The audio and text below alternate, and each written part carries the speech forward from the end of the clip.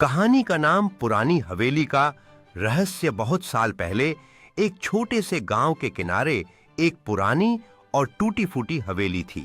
गांव वाले कहते थे कि उस हवेली में रात को अजीब सी आवाजें आती थीं, कभी रोने की, कभी हंसी की और कभी कभी तो किसी के चलने की भी। कोई उस हवेली के पास नहीं जाता था। लेकिन एक दिन गांव में एक नया लड़का आरव आया। वह बहुत ही जिज्ञासु और साहसी था। उसने गांव वालों से हवेली के बारे में सुना और तय किया कि वह वहां जाकर सच्चाई पता करेगा। रात के समय जब पूरा गांव सो रहा था, आरव टॉर्च लेकर हवेली की ओर निकल पड़ा। जैसे ही उसने दरवाजा खोला, एक ठंडी हवा का झोंका आया। अंदर अंधेरा और धूल भरा था। हर कदम पर जमीन चरमराती थी। तभी उसे सीढ़ियों के पास एक परछाई दिखाई दी। वह डर के मारे कांपने लगा, लेकिन हार नहीं मानी। उसने आवाज लगाई, कौन है वहां? आवाज आई, मुझे आजाद करो। आरव ने देखा कि एक आत्मा वहां बंधी थी।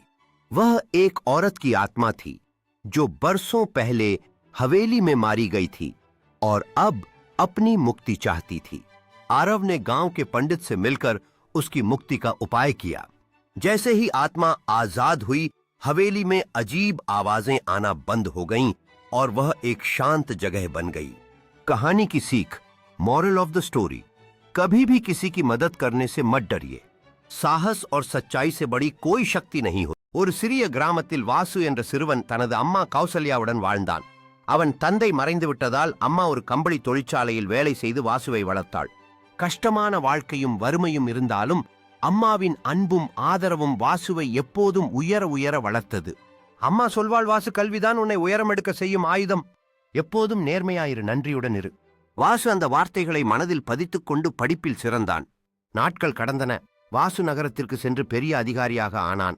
ஆனால் அவன் எந்த பெரிய பதவியில் இருந்தாலும் அம்மாவின் ஆசீர்வாதம் என்ற ஒவ்வொரு நாளும் அவனை வழிநடத்தியது. ஒரு நாள் அம்மா நோயாகி மருத்துவமனையில் சேர்ந்தார். வாசு தனது வேலை சுமைகளை தவிர்த்து அம்மாவை பராமரிக்க தினமும் நேரம் ஒதுக்கியான். நீ என் கனவு. முத்துராகம் அம்மா ஏற்கனவே எழுதிய ஒரு கடிதத்தை வாசுவுக்கு கொடுத்தார். என் வாழ்க்கையின் சிறந்த வெற்றி, என் மகன், என் ஆசீர்வாதம் எப்போதும் உன்னுடன் இருக்கும். வாசுவின் கண்கள் கண்ணீரால் நனைந்தன. மொழிப்பிழையில்லாமல் கற்றுக்கொள் அன்பும் நன்றியும் சேர்ந்த இடம். बहुत समय पहले की बात है, एक छोटे से गांव में एक प्यारा सा बच्चा रहता था. नाम था आरव. आरव को रोज नई नई चीजें सीखने का बहुत शौक था. एक दिन जंगल में खेलते खेलते वह एक चमकता हुआ पेड़ देखता है. वह पेड़ हर रात चांदनी में सोने जैसी रोशनी बिखेरता था. आरव ने पेड़ से पूछा, तुम इतने खास क्यों हो? पेड़ बोला, जो भी बच्चा सच्चे दिल से दूसरों की मदद करता है, मैं उसे एक जादुई तोहफा देता हूं. आरव ने सोचा कि अब वह रोज किसी न किसी की मदद करेगा. उसने बुजुर्ग दादी को सड़क पार करवाई, अपने दोस्त को गिरने से बचाया और एक प्यासे कुत्ते को पानी पिलाया. एक रात पेड़ ने आरव को एक जादुई किताब दी जो उसे हर रात नई कहानियां सुनाती थीं. आरव खुश हो गया और उसने ठान लिया कि वह हमेशा दूसरों की मदद करता रहेगा. बहुत समय पहले की बात है. एक सुंदर जंगल में नैना नाम की एक छोटी परी रहती थी. वो बहुत प्यारी लेकिन थोड़ी शरारती भी थी. उसे झूठ बोलने की आदत थी. कभी कहती, मैंने सूरज को नहाते देखा, तो कभी मैंने शेर से दोस्ती की है. एक दिन परीलोक की रानी ने उसे एक जादुई घड़ी दी और कहा, इस घड़ी को अपनी सच्चाई से जगाओ, वरना यह हमेशा बंद रहेगी. नैना ने कोशिश की, लेकिन घड़ी नहीं चली. वह बहुत परेशान हो गई. एक रहस्यमयी मोर नैना जंगल में घूम रही थी. तभी उसने देखा कि एक नन्हा खरगोश फंसा हुआ है. एक शेर उसकी ओर बढ़ रहा था. नैना डर गई, लेकिन उसने सच बताया, शेर आ रहा है, मदद चाहिए. जैसे ही उसने सच कहा, घड़ी की सुई घूमने लगी और चमक उठी. तभी उस घड़ी से एक सच्चाई की रोशनी निकली, जिससे शेर अंधा हो गया और भाग गया. अंत में परी रानी मुस्कुराई और कहा, नैना, अब तुमने सच्चाई की ताकत पहचान ली है. अब तुम एक असली परी बन चुकी हो. मॉरल ऑफ द स्टोरी, सीख, सच्चाई में जादू होता है. झूठ से रिश्ते खोते हैं, लेकिन सच से विश्वास और शक्ति दोनों मिलते हैं। रेलवे स्टेशन पर भूतों की बारात एक लोकप्रिय शहरी कथा या डरावनी कहानी का विषय है, जिसमें एक भूत या बारात रेलवे स्टेशन पर दिखाई देती है। यह कहानी आमतौर पर एक गांव या कस्बे के पास स्थित एक रेलवे स्टेशन पर आधारित होती है, जिसे भूतिया माना जाता है। कथा के अनुसार एक विशेष रात को, आमतौर पर अमावस्या की रात या किसी विशेष तिथि पर, एक भूतिया बारात रेलवे स्टेशन पर दिखाई देती है। बारात में भूत चुड़ैलें और अन्य डरावनी आकृतियां शामिल होती हैं, जो नाचते गाते और बैंड बाजे के साथ स्टेशन पर आती हैं। कुछ संस्करणों में बारात एक दुल्हन को ढूंढने या लेने आती है और गांव के लोगों को डराती है। यह कहानी अक्सर स्टेशन पर आने जाने वाले लोगों को डराने या डरावनी घटनाओं को दर्शाने के लिए सुनाई जाती है, और इस प्रकार भूतिया बारात की कहानी गांव के लोगों के बीच एक चेतावनी बन जाती है, जो रात के अंधेरे में रेलवे स्टेशन के पास जाने से डरते हैं।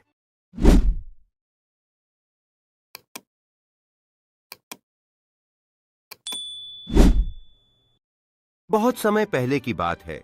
एक सुंदर जंगल में नैना नाम की एक छोटी परी रहती थी। वो बहुत प्यारी लेकिन थोड़ी शरारती भी थी। उसे झूठ बोलने की आदत थी।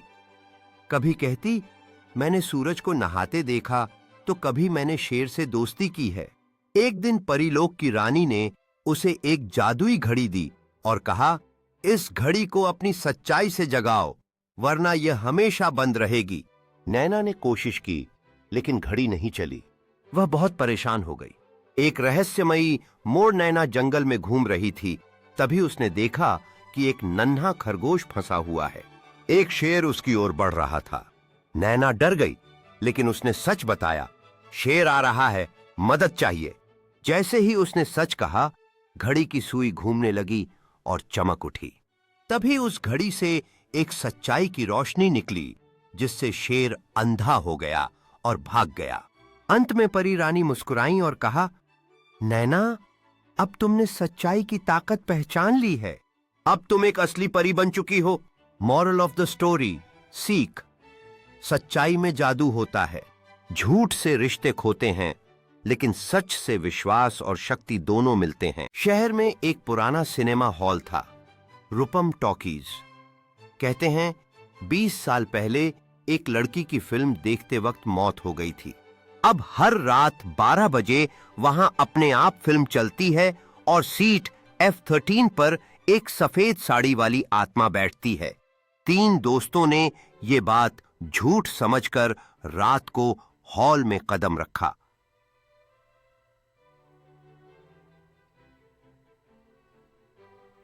फिल्म चली। स्क्रीन पर कोई सीन नहीं, बस एक जली हुई लड़की की फोटो। अचानक दरवाजा बंद हो गया और एक आवाज आई, अब तुम्हारी कहानी भी इसी फिल्म का हिस्सा बनेगी।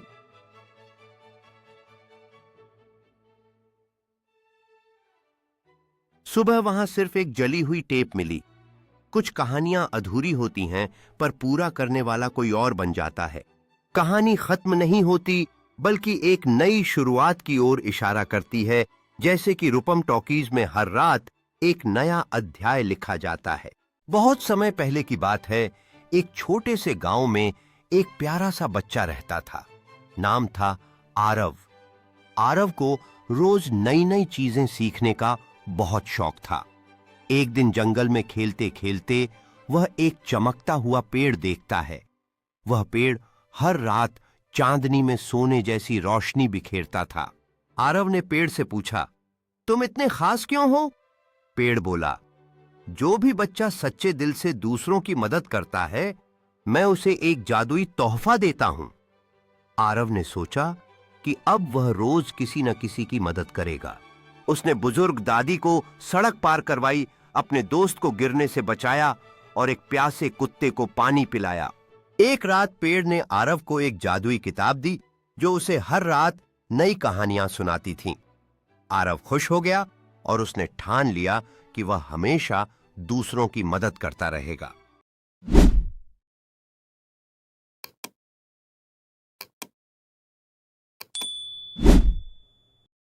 ஒரு சிறிய கிராமத்தில் திவ்யா என்ற சிறுமி ஒரு பூனைக்குட்டியை காயமாக காண்கிறது. அது மிகவும் பலவீனமாக இருந்தது. திவ்யா அதை வீட்டுக்கு அழைத்து சென்று சிகிச்சை அளிக்க விரும்பினாள். ஆனால் அவளது அம்மா ஏற்கவில்லை. திவ்யா அழுது கேட்டபின் அவளது அம்மா சம்மதித்தார். வாரங்கள் கழிந்ததும் அந்த பூனை நன்றாக வளர்ந்தது. ஒரு நாள் திவ்யா நிலத்தில் விழுந்தபோது அந்த பூனை சத்தம் போட்டு அம்மாவை அழைத்தது. அம்மா ஓடி வந்து திவ்யாவை காப்பாற்றினார். அப்போதுதான் அம்மா புரிந்து கொண்டார், நாம் உயிர்கள் மீது காட்டும் அன்பு ஒரு நாள் நமக்கே திரும்பும். பாடம், moral of the story: நாம் காட்டும் அன்பும் கருணையும் வாழ்க்கையில் ஒரு நாள் நம்மிடம் திரும்பி வரும். இன்னும் இது போன்ற நெஞ்சை தொடும் கதைகளுக்கு தயவு செய்து என் யூடியூப் சேனலை சப்ஸ்கிரைப் செய்யுங்கள். At Kid Stories. ஒரு சிறிய கிராமத்தில் திவ்யா என்ற சிறுமி ஒரு பூனைக்குட்டியை காயமாக காண்கிறது. அது மிகவும் பலவீனமாக இருந்தது. திவ்யா அதை வீட்டுக்கு அழைத்து சென்று சிகிச்சை அளிக்க விரும்பினாள். ஆனால் அவளது அம்மா ஏற்கவில்லை. திவ்யா அழுது கேட்டபின் அவளது அம்மா சம்மதித்தார். வாரங்கள் கழிந்ததும் அந்த பூனை நன்றாக வளர்ந்தது. ஒரு நாள் திவ்யா நிலத்தில் விழுந்தபோது அந்த பூனை சத்தம் போட்டு அம்மாவை அழைத்தது. அம்மா ஓடி வந்து திவ்யாவை காப்பாற்றினார். அப்போதுதான் அம்மா புரிந்து கொண்டார், நாம் உயிர்கள் மீது காட்டும் அன்பு ஒரு நாள் நமக்கே திரும்பும். பாடம், moral of the story: நாம் காட்டும் அன்பும் கருணையும் வாழ்க்கையில் ஒரு நாள் நம்மிடம் திரும்பி வரும். இன்னும் இது போன்ற நெஞ்சை தொடும் கதைகளுக்கு தயவு செய்து என் யூடியூப் சேனலை சப்ஸ்கிரைப் செய்யுங்கள். At Kid Stories.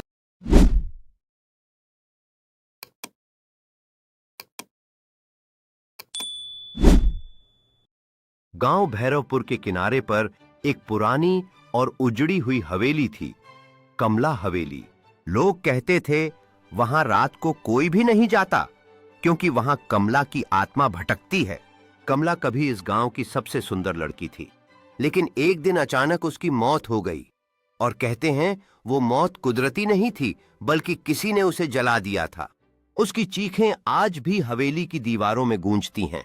सच जानने की जिद शहर से एक कॉलेज के छात्र राज गांव में रिसर्च करने आया। उसे अंधविश्वासों पर भरोसा नहीं था। जब गांव वालों ने उसे हवेली से दूर रहने को कहा तो उसका उत्साह और बढ़ गया। एक रात उसने कैमरा, टॉर्च और रिकॉर्डर लेकर हवेली में कदम रखा। जैसे ही वो अंदर गया, दरवाजा अपने आप बंद हो गया। टॉर्च बंद हो गई और सन्नाटा छा गया। फिर किसी ने फुसफुसाया, तू भी मुझे जला देगा क्या? राज कांप उठा। उसकी आंखों के सामने एक सफेद साड़ी में जली हुई औरत खड़ी थी। वो कमला थी और उसकी आंखों में जलता हुआ गौस्सा था। रहस्य खुला। राज ने भागते हुए तहखाने में एक पुराना संदूक देखा। उसमें एक डायरी और राख से भरा घड़ा था। डायरी में लिखा था, मैंने कमला को मार डाला क्योंकि वो मेरे प्यार को ठुकरा गई। अब उसकी आत्मा मुझे भी नहीं छोड़ रही। वो डायरी गांव के सरपंच के बेटे की थी जो अब बूढ़ा हो चुका था। अंतराज ने वो डब फी क़रयतिन सग़ीरा कान हुनाक अबुन फ़क़ीरुन यअमलु तवाल अल-यौम लियुत्'इम इब्नहु अल-वहीद। كان الابن دائما يشعر بالحرج من فقر والده وثيابه القديمة. وفي أحد الأيام دعا أحد أصدقاء الابن الأغنياء والده لحضور احتفال في المدرسة. جاء الأب مرتديا ملابس بسيطة وعلى وجهه علامات التعب. عندما رآه الابن بين الناس خجل كثيرا ورفض أن يقترب منه. شعر الأب بالحزن الشديد وخرج من المكان دون أن يقول شيئا. في الليل وجد الابن صندوقا قديما تحت سرير والده وداخله رسائل وصور وأوراق. اكتشف أن والده كان طالبا متفوقا وتخلى عن دراسته وعمله ليعتني به بعد وفاة والدته. انهار الابن بالبكاء وركض ليعتذر من والده، لكنه وجده جالسا في الزاوية يبتسم وكأن قلبه كان ينتظره فقط ليعود إليه. العبرة من القصة: لا تخجل من والديك مهما كان وضعهم، فهم ضحوا بكل شيء لأجلك. حب الوالدين لا يقاس بالمال بل بالتضحيات التي قدموها بصمت. ألا تنسى الاشتراك في قناتي لمزيد من القصص الهادفة والمميزة. At Kid Stories. في قرية صغيرة كان هناك أب فقير يعمل طوال اليوم ليطعم ابنه الوحيد. كان الابن دائما يشعر بالحرج من فقر والده وثيابه القديمة. وفي أحد الأيام دعا أحد أصدقاء الابن الأغنياء والده لحضور احتفال في المدرسة. جاء الأب مرتديا ملابس بسيطة وعلى وجهه علامات التعب. عندما رآه الابن بين الناس خجل كثيرا ورفض أن يقترب منه. شعر الأب بالحزن الشديد وخرج من المكان دون أن يقول شيئا. في الليل وجد الابن صندوقا قديما تحت سرير والده وداخله رسائل وصور وأوراق. اكتشف أن والده كان طالبا متفوقا وتخلى عن دراسته وعمله ليعتني به بعد وفاة والدته.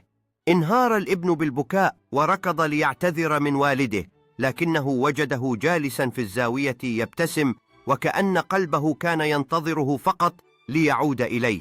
العبرة من القصالة: تخجل من والديك مهما كان وضعهم، فهم ضحوا بكل شيء لأجلك. حب الوالدين لا يقاس بالمال، بل بالتضحيات التي قدموها بصمت. ألا تنسى الاشتراك في قناتي لمزيد من القصص الهادفة والمميزة at Kid Stories.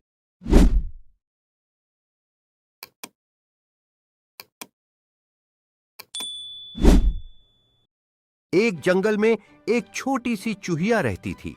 उसका नाम था गुड़िया।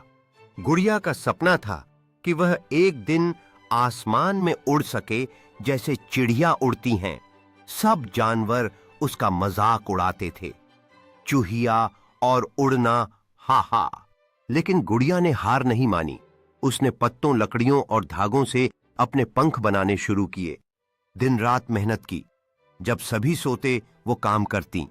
फिर एक दिन वह पहाड़ी से छलांग लगाकर उड़ने की कोशिश करती है। और चमत्कार, हवा के झोंकों की मदद से वह कुछ पल हवा में तैरती है। भले ही वह दूर तक न उड़ पाई, पर अब कोई उसका मजाक नहीं उड़ाता। सबने सीखा, सपने चाहे जितने बड़े हों, उन्हें पाने के लिए मेहनत और हिम्मत चाहिए।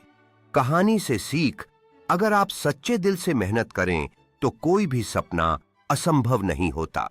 स्थान: शमशान घाट के पीछे वाला स्टेशन। नीलगढ़। नीलगढ़ एक सुनसान स्टेशन था जहां कोई ट्रेन रात 2 बजे ही आती थी और वो ट्रेन सिर्फ एक ही यात्री को लेकर जाती थी। अर्जुन, एक जिज्ञासु पत्रकार, इस रहस्य का पता लगाने पहुंचा। गांव वालों ने मना किया। रात 2 बजे की ट्रेन वैम्पायर की सवारी है। जो चढ़ गया वो कभी लौट कर नहीं आया। अर्जुन ने कैमरा लगाया और स्टेशन पर छिपकर इंतजार किया। रात 2 बजे एक पुरानी भाप वाली ट्रेन आई। दरवाजे अपने आप खुले और कोई दिखा नहीं। पर अचानक अर्जुन को एहसास हुआ, वो अकेला नहीं है। साया दिखा।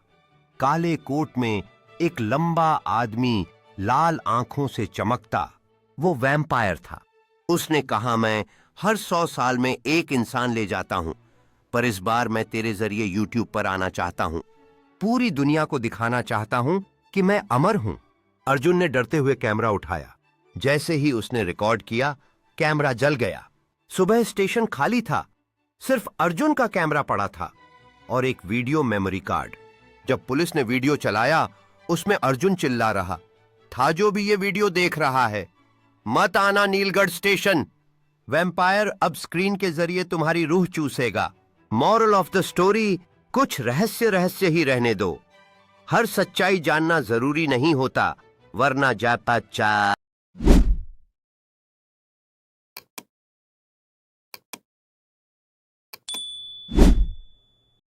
जादुई फूल और सच्चाई की ताकत बहुत समय पहले की बात है। एक गांव में सीमा नाम की एक सच्ची और दयालु लड़की रहती थी। गांव के पास एक जंगल था जहां हर साल एक जादुई फूल खिलता था। कहते थे, जो भी उसे तोड़ेगा उसकी एक इच्छा पूरी होगी। एक दिन गांव के कुछ लालची लोग उस फूल को तोड़ने गए, लेकिन फूल ने खुद को छिपा लिया। जब सीमा जंगल में गई, उसने देखा कि फूल मुरझाया हुआ है। उसने प्यार से पानी दिया और झूठ न बोलने का वादा किया। जादुई फूल खिल गया और बोला, तेरी सच्चाई और दया ने मुझे खुश किया, मांगो जो चाहो। सीमा ने कहा, गांव में कोई भूखा न रहे। उसकी इच्छा पूरी हुई। गांव में हमेशा अन्न और खुशी बनी रही। जो दूसरों के लिए अच्छा सोचते हैं, उनके जीवन में हमेशा चमत्कार होते हैं। ऐसी और दिल छूने वाली कहानियों के लिए मेरे YouTube चैनल को सब्सक्राइब करें। @KidStoriesR6H। कहानी की सीख, मॉरल: सच्चाई और दया सबसे बड़ी ताकत होती है। स्थान शमशान घाट के पीछे वाला स्टेशन नीलगढ़ एक सुनसान स्टेशन था, जहां कोई ट्रेन रात 2 बजे ही आती थी और वो ट्रेन सिर्फ एक ही यात्री को लेकर जाती थी। अर्जुन, एक जिज्ञासु पत्रकार, इस रहस्य का पता लगाने पहुंचा। गांव वालों ने मना किया। रात 2 बजे की ट्रेन वैम्पायर की सवारी है, जो चढ़ गया वो कभी लौट कर नहीं आया। अर्जुन ने कैमरा लगाया और स्टेशन पर छिपकर इंतजार किया। रात 2 बजे एक पुरानी भाप वाली ट्रेन आई। दरवाजे अपने आप खुले और कोई दिखा नहीं, पर अचानक अर्जुन को एहसास हुआ वो अकेला नहीं है। साया दिखा। काले कोट में एक लंबा आदमी, लाल आंखों से चमकता, वो वैम्पायर था। उसने कहा, मैं हर 100 साल में एक इंसान ले जाता हूं, पर इस बार मैं तेरे जरिए यूट्यूब पर आना चाहता हूं। पूरी दुनिया को दिखाना चाहता हूं कि मैं अमर हूं। अर्जुन ने डरते हुए कैमरा उठाया। जैसे ही उसने रिकॉर्ड किया, कैमरा जल गया। सुबह स्टेशन खाली था, सिर्फ अर्जुन का कैमरा पड़ा था और एक वीडियो मेमोरी कार्ड। जब पुलिस ने वीडियो चलाया, उसमें अर्जुन चिल्ला रहा था, जो भी ये वीडियो देख रहा है, मत आना नीलगढ़ स्टेशन। वैम्पायर अब स्क्रीन के जरिए तुम्हारी रूह चूसेगा। मॉरल ऑफ द स्टोरी, कुछ रहस्य ही रहने दो। हर सच्चाई जानना जरूरी नहीं होता, वरना जाता चा। प्लास्टिक शुरू में जीवन रक्षक के रूप में आया, लेकिन अब यह एक गंभीर पर्यावरणीय खतरा बन गया है। प्लास्टिक का उपयोग कई उद्योगों में अत्यधिक बढ़ गया है, जिससे इसके अनियंत्रित उपयोग की समस्या उत्पन्न हुई है।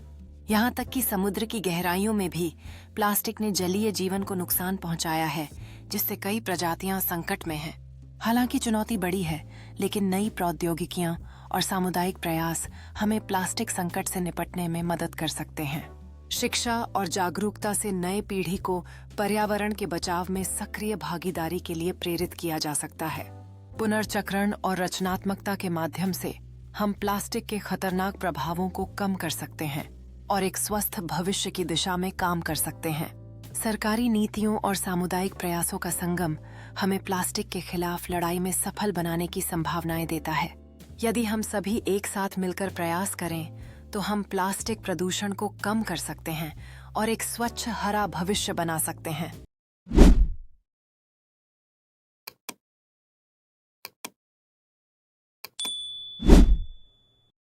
في قرية صغيرة كان هناك طفل يدعى سليم يعيش مع والدته الفقيرة.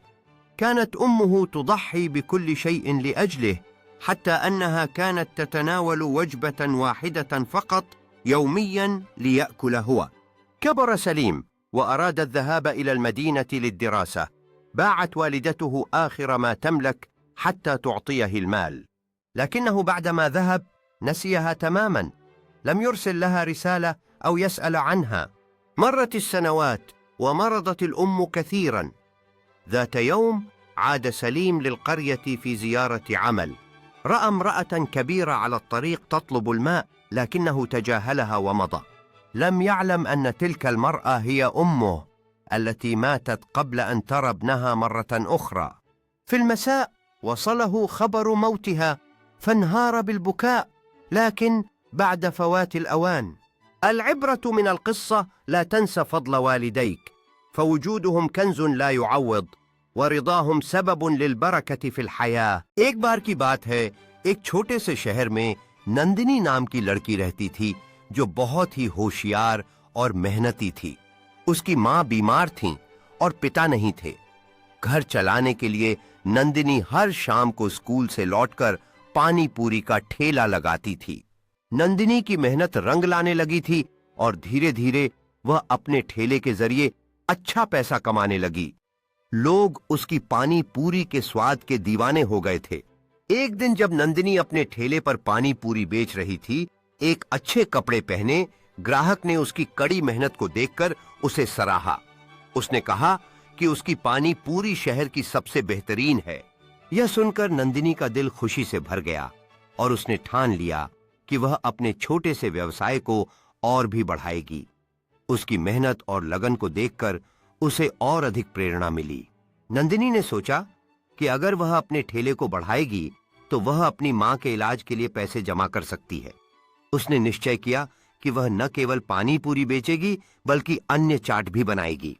उसने नए व्यंजनों की तैयारी शुरू की और अपने ठेले पर विविधता लाने का फैसला किया। अब नंदिनी के ठेले पर पानी पूरी के साथ साथ पापड़ी चाट और बिरता भी मिलने लगे। नंदिनी की मेहनत रंग लाई और उसका ठेला अब पहले से भी ज्यादा प्रसिद्ध हो गया था। लोग दूर दूर से उसके चाट खाने के लिए आने लगे और उसकी खुशियों का कोई ठिकाना नहीं रहा। हर दिन की सफलता ने नंदिनी को और मेहनत करने के लिए प्रेरित किया। उसने सोचा कि अगर वह इस तरह से काम करती रही तो वह अपने सपनों को पूरा कर सकती है और अपनी मां का इलाज भी करा सकती है। एक दिन शहर में आयोजित एक खाद्य महोत्सव में उसे सर्वश्रेष्ठ युवा उद्यमी का पुरस्कार मिला। यह उसके सपनों को साकार करने की दिशा में एक बड़ा कदम था और उसने अपने लक्ष्य को और भी स्पष्ट किया। नंदिनी ने माइक पर जाते ही अपने दिल की बात साझा की। उसने बताया कि कैसे उसने कठिनाइयों का सामना किया और अपने सपनों को पूरा करने के लिए मेहनत की। उसकी छोटी सी जीत ने नंदिनी और उसके प्रियजनों को एक साथ लाया। उन्होंने मिलकर जश्न मनाया और नंदिनी ने अपने सपनों की नई यात्रा की शुरुआत की। उस अनुभव ने उसे प्रेरित किया कि वह एक खाद्य ट्रक शुरू करे, जिससे वह शहर के विभिन्न हिस्सों में अपनी चाट की विशेषताएं साझा कर सके।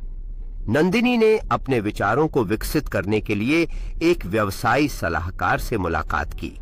उसने अपने नए खाद्य ट्रक में सफर शुरू किया और हर दिन नए अनुभवों का सामना किया। लोग उसकी चाट के लिए पागल हो गए और नंदिनी ने अपनी मेहनत से एक नई पहचान बनाई।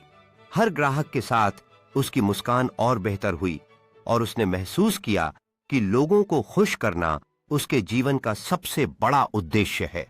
उसके खाद्य ट्रक ने न केवल उसे पहचान दिलाई बल्कि उसे नई मित्रता भी प्रदान की। फूड फेस्टिवल ने उसे एक नई उड़ान दी, जहां उसने अपने विशेष चाट को दिखाया और लोगों का दिल जीत लिया। नंदिनी ने अपने प्यार के साथ बनाई गई हर डिश में एक कहानी बुन दी। फूड फेस्टिवल में बेस्ट स्ट्रीट फूड का पुरस्कार जीतने पर नंदिनी का दिल खुशी से भर गया। यह उसकी मेहनत और जुनून का फल था, जिसने उसे अपने सपनों को पूरा करने में मदद की। सफलता के इस पल को नंदिनी ने अपने दोस्तों और टीम के साथ मनाया। उसने महसूस किया कि ये क्षण न केवल उसके लिए बल्कि उन सभी के लिए थे जिन्होंने उसे समर्थन दिया। अपने अनुभवों से प्रेरित होकर नंदिनी ने नए चाट व्यंजनों को बनाने का निर्णय लिया और समुदाय को सिखाने के लिए एक कार्यशाला आयोजित की। उसने साझा किया कि खाना सिर्फ खाने का एक साधन नहीं बल्कि एक कला है। नंदिनी ने प्रतिष्ठित कुकिंग प्रतियोगिता में अपने अभिनव चाट का प्रदर्शन किया। उसके आत्मविश्वास से भरे चेहरे ने दर्शकों को आश्वस्त कर दिया कि वह इस चुनौती के लिए पूरी तरह तैयार है। प्रतियोगिता में नंदिनी को प्रसिद्ध शेफों से फीडबैक मिल रहा था, जिसने उसे अपनी रचना को और बेहतर बनाने की प्रेरणा दी।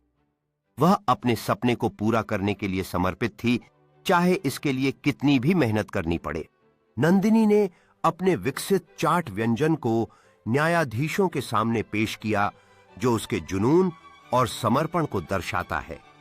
वह इंतजार कर रही थी कि क्या उसका सपना सच होगा और उसकी मेहनत रंग लाएगी। जब नंदिनी ने अपनी जीत की घोषणा सुनी तो उसके चेहरे पर विश्वास और खुशी का मिला-जुला भाव था। वह जानती थी कि यह पल उसकी मेहनत और संघर्ष का फल है और सपने सच होने का समय आ गया।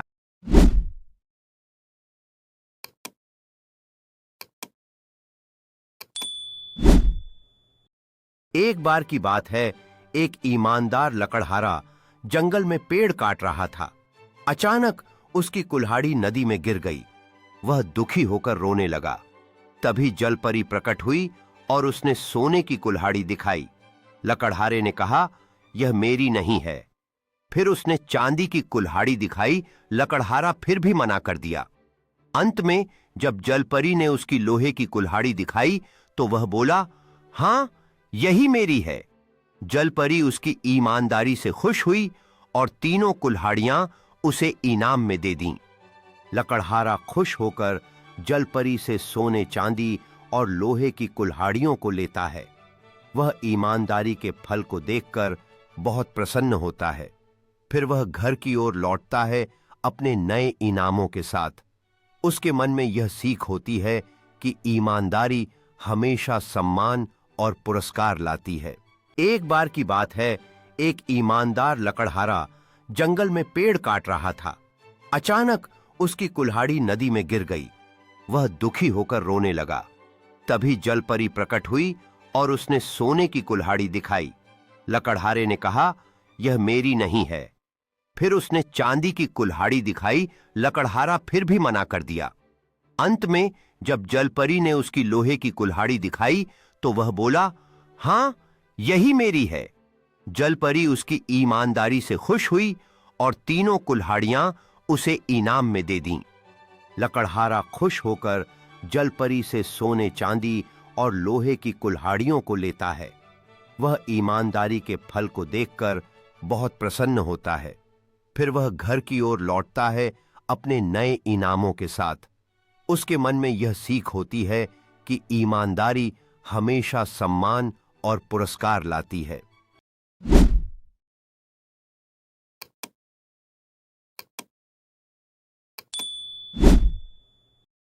एक बार की बात है, एक छोटे से शहर में नंदिनी नाम की लड़की रहती थी जो बहुत ही होशियार और मेहनती थी। उसकी मां बीमार थीं और पिता नहीं थे। घर चलाने के लिए नंदिनी हर शाम को स्कूल से लौटकर पानी पूरी का ठेला लगाती थी। नंदिनी की मेहनत रंग लाने लगी थी और धीरे धीरे वह अपने ठेले के जरिए अच्छा पैसा कमाने लगी। लोग उसकी पानी पूरी के स्वाद के दीवाने हो गए थे। एक दिन जब नंदिनी अपने ठेले पर पानी पूरी बेच रही थी, एक अच्छे कपड़े पहने ग्राहक ने उसकी कड़ी मेहनत को देखकर उसे सराहा। उसने कहा कि उसकी पानी पूरी शहर की सबसे बेहतरीन है। यह सुनकर नंदिनी का दिल खुशी से भर गया और उसने ठान लिया कि वह अपने छोटे से व्यवसाय को और भी बढ़ाएगी। उसकी मेहनत और लगन को देखकर उसे और अधिक प्रेरणा मिली। नंदिनी ने सोचा कि अगर वह अपने ठेले को बढ़ाएगी तो वह अपनी मां के इलाज के लिए पैसे जमा कर सकती है। उसने निश्चय किया कि वह न केवल पानी पूरी बेचेगी बल्कि अन्य चाट भी बनाएगी। उसने नए व्यंजनों की तैयारी शुरू की और अपने ठेले पर विविधता लाने का फैसला किया। अब नंदिनी के ठेले पर पानी पूरी के साथ साथ पापड़ी चाट और बिरता भी मिलने लगे। नंदिनी की मेहनत रंग लाई और उसका ठेला अब पहले से भी ज्यादा प्रसिद्ध हो गया था। लोग दूर दूर से उसके चाट खाने के लिए आने लगे और उसकी खुशियों का कोई ठिकाना नहीं रहा। हर दिन की सफलता ने नंदिनी को और मेहनत करने के लिए प्रेरित किया। उसने सोचा कि अगर वह इस तरह से काम करती रही तो वह अपने सपनों को पूरा कर सकती है और अपनी मां का इलाज भी करा सकती है। एक दिन शहर में आयोजित एक खाद्य महोत्सव में उसे सर्वश्रेष्ठ युवा उद्यमी का पुरस्कार मिला। यह उसके सपनों को साकार करने की दिशा में एक बड़ा कदम था और उसने अपने लक्ष्य को और भी स्पष्ट किया। नंदिनी ने माइक पर जाते ही अपने दिल की बात साझा की। उसने बताया कि कैसे उसने कठिनाइयों का सामना किया और अपने सपनों को पूरा करने के लिए मेहनत की। उसकी छोटी सी जीत ने नंदिनी और उसके प्रियजनों को एक साथ लाया। उन्होंने मिलकर जश्न मनाया और नंदिनी ने अपने सपनों की नई यात्रा की शुरुआत की।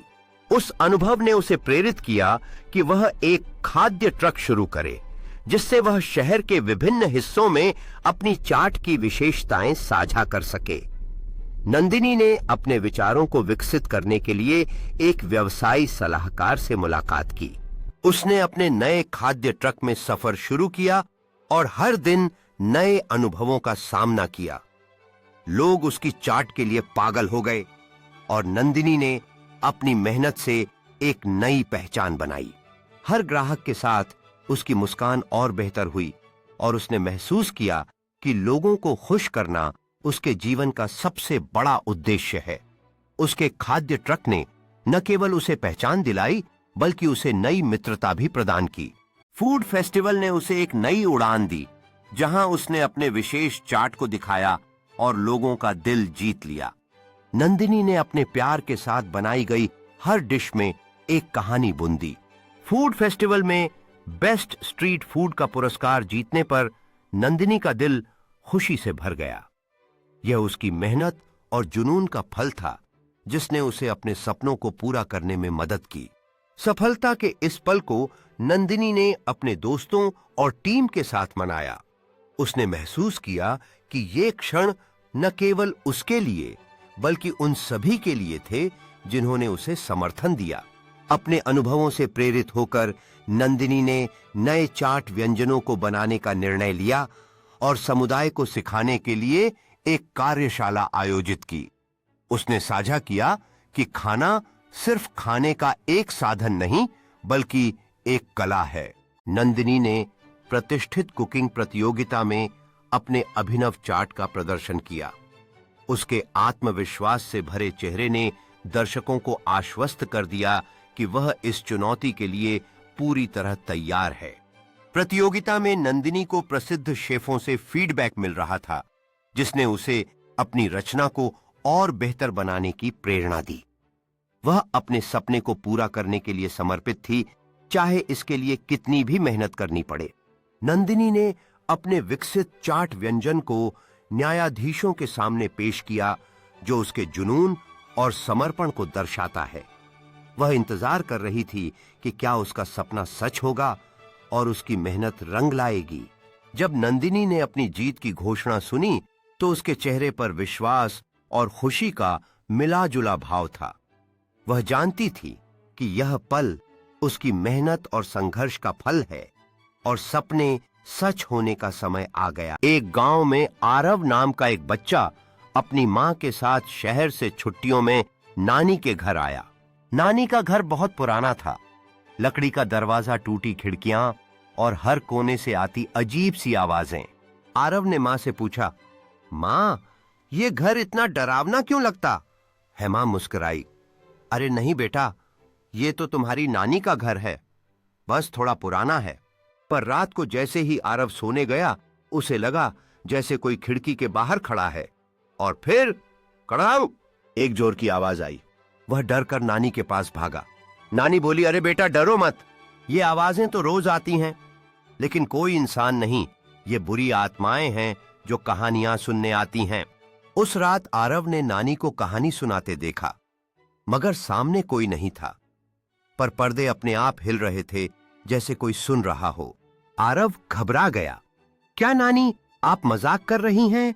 नानी मुस्कुराईं और धीरे से बोलीं, हर रात जब मैं सोती हूं ये आत्माएं मेरे पास आती हैं, लेकिन डरने की बात नहीं बेटा, जब तक तुम सच्चे और बहादुर हो ये कुछ नहीं कर सकती। मॉरल ऑफ द स्टोरी, डर को हिम्मत और सच्चाई से हराया जा सकता है। कभी कभी डरावने हालात में भी छिपी होती है।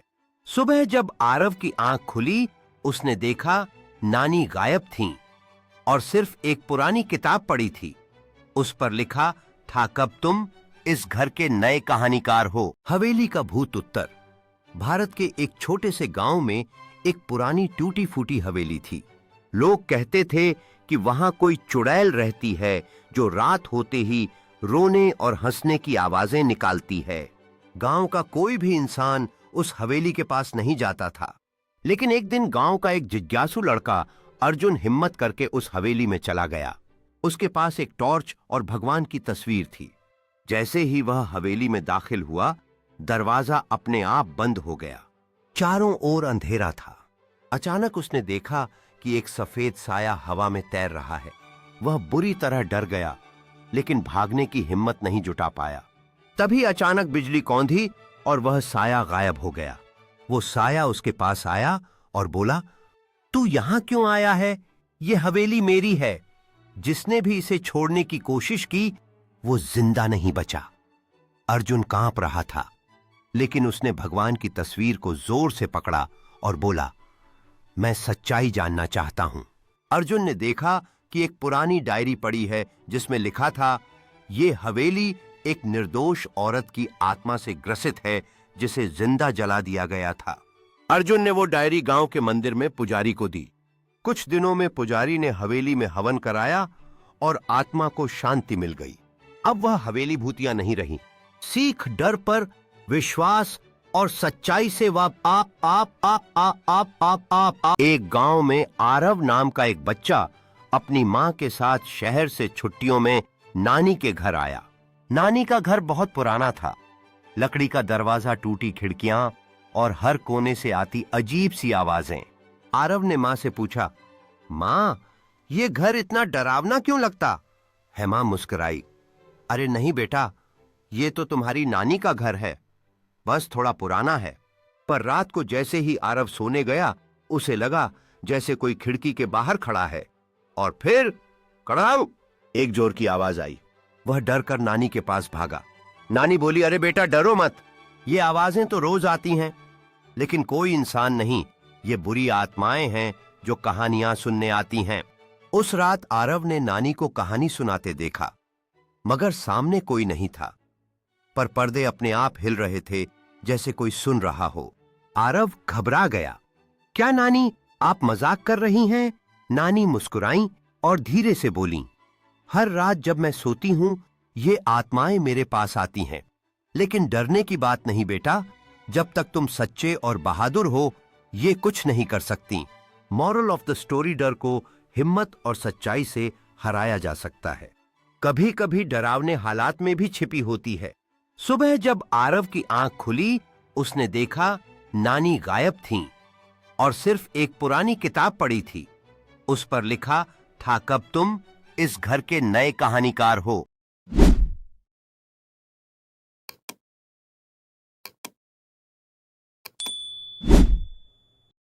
العبرة من القصة لا تتوقف عن المحاولة، فالصبر والإصرار يصنعان النجاح. اشترك الآن في قناتنا لمزيد من القصص الجميلة والملهمة للأطفال.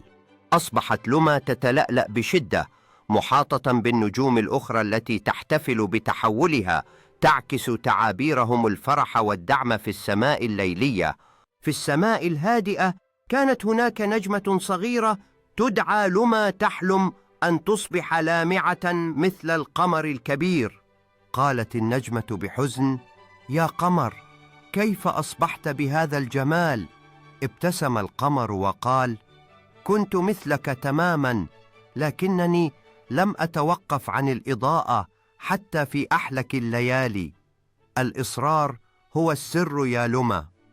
ومنذ تلك الليلة بدأت لما تلمع كل ليلة، حتى لاحظتها كل النجوم وأصبحت من ألمع نجوم السماء. बहुत समय पहले की बात है। एक छोटे से गांव में एक गरीब माँ अपने बेटे चांदू के साथ रहती थी। चांदू हर रात अपनी माँ से पूछता, माँ, क्या मैं असली चांद को छू सकता हूँ? माँ मुस्कुराकर कहती, अगर तुम दिल से अच्छे काम करोगे तो एक दिन चांद भी तुम्हारे पास आएगा।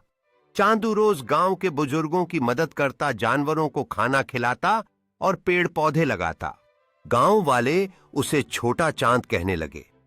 एक रात जब चांदू बहुत थककर सो गया, उसने सपना देखा। आसमान से चांद उसके कमरे में उतर आया और बोला, तू सबसे उजला सितारा है धरती का, तूने सबका दिल रोशन किया है, मैं तेरा दोस्त हूं अब से। सुबह उठते ही मां ने मुस्कुराकर कहा, बेटा, तू अब सच में मेरा चांद बन गया। मॉरल ऑफ द स्टोरी, असली चमक चेहरे से नहीं दिल से आती है। इस कहानी ने हमें सिखाया कि सच्ची चमक हमारे कार्यों से आती है, न कि केवल हमारे बाहरी रूप से। अंधेरी हवेली पास के वीरान जंगल में बहुत साल पहले एक वीरान जंगल के बीच एक पुरानी हवेली थी। कहते हैं वहां एक भयानक चुड़ैल रहा करती थी। उसका नाम था चंद्रिका। उसकी आंखें आग जैसी जलती थीं और बाल इतने लंबे कि जमीन तक घिसटते थे। वह रात के समय अकेले लोगों को बुलाकर उनका खून पी जाती थी। लेकिन उस जंगल में एक और डर था, शैतान राक्षुर। वह नरक से आया था और आत्माओं को अपने अधीन कर उन्हें गुलाम बनाता था। एक रात जब चंद्रिका एक यात्री को पकड़ने निकली, तभी राक्षुर भी उसी आत्मा को लेने आया। दोनों के बीच भयंकर झगड़ा हुआ। हवाएं चलने लगीं, पेड़ टूटने लगे और जमीन कांपने लगी। पर अंत में जब दोनों की ताकतें बराबर निकलीं, तो उन्होंने फैसला किया, हम एक हो जाते हैं, अब से हम मिलकर इंसानों पर राज करेंगे। उसके बाद उस हवेली से हर पूर्णिमा की रात चीखें आती हैं। लोगों का कहना है कि जो भी वहां जाता है उसका शरीर तो लौटता है, पर आत्मा चुड़ैल और शैतान के पास रह जाती है।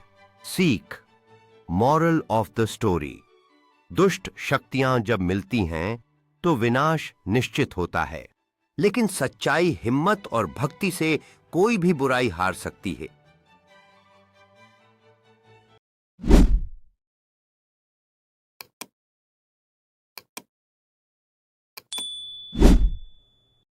एक कुत्ते को एक दिन हड्डी मिली। वह बहुत खुश होकर उसे मुंह में दबाकर घर जा रहा था। रास्ते में एक नदी आई। जब उसने नदी में झांका तो उसे अपनी ही परछाई नजर आई। उसे लगा कि दूसरा कुत्ता भी हड्डी लिए हुए है। लालच में उसने भौंकते हुए दूसरी हड्डी लेने के लिए छलांग मारी, लेकिन उसकी हड्डी भी पानी में गिर गई। नीति लालच बुरी बला है। कुत्ता अब बहुत दुखी था, क्योंकि उसने अपनी हड्डी खो दी थी। वह नदी के किनारे पर खड़ा होकर निराशा भरी नजरों से देख रहा था।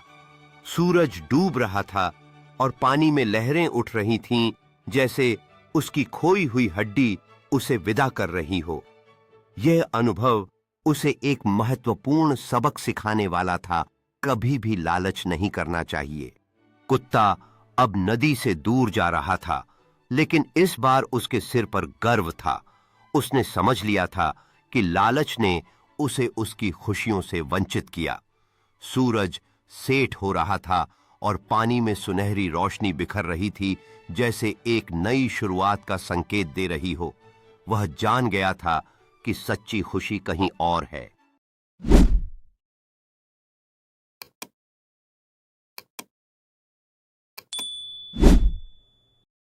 في يوم من الأيام كان أسد نائما في الغابة.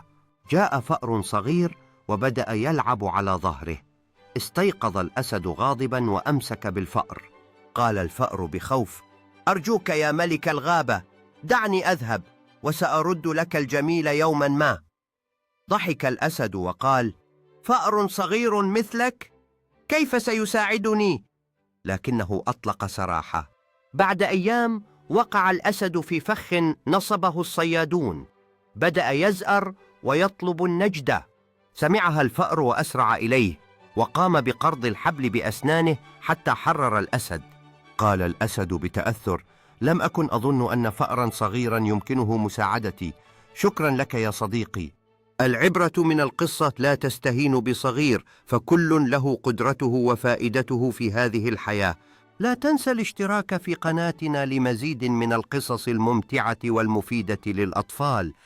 Kids Stories R6H। अंधेरी हवेली पास के वीरान जंगल में बहुत साल पहले एक वीरान जंगल के बीच एक पुरानी हवेली थी। कहते हैं वहां एक भयानक चुड़ैल रहा करती थी। उसका नाम था चंद्रिका।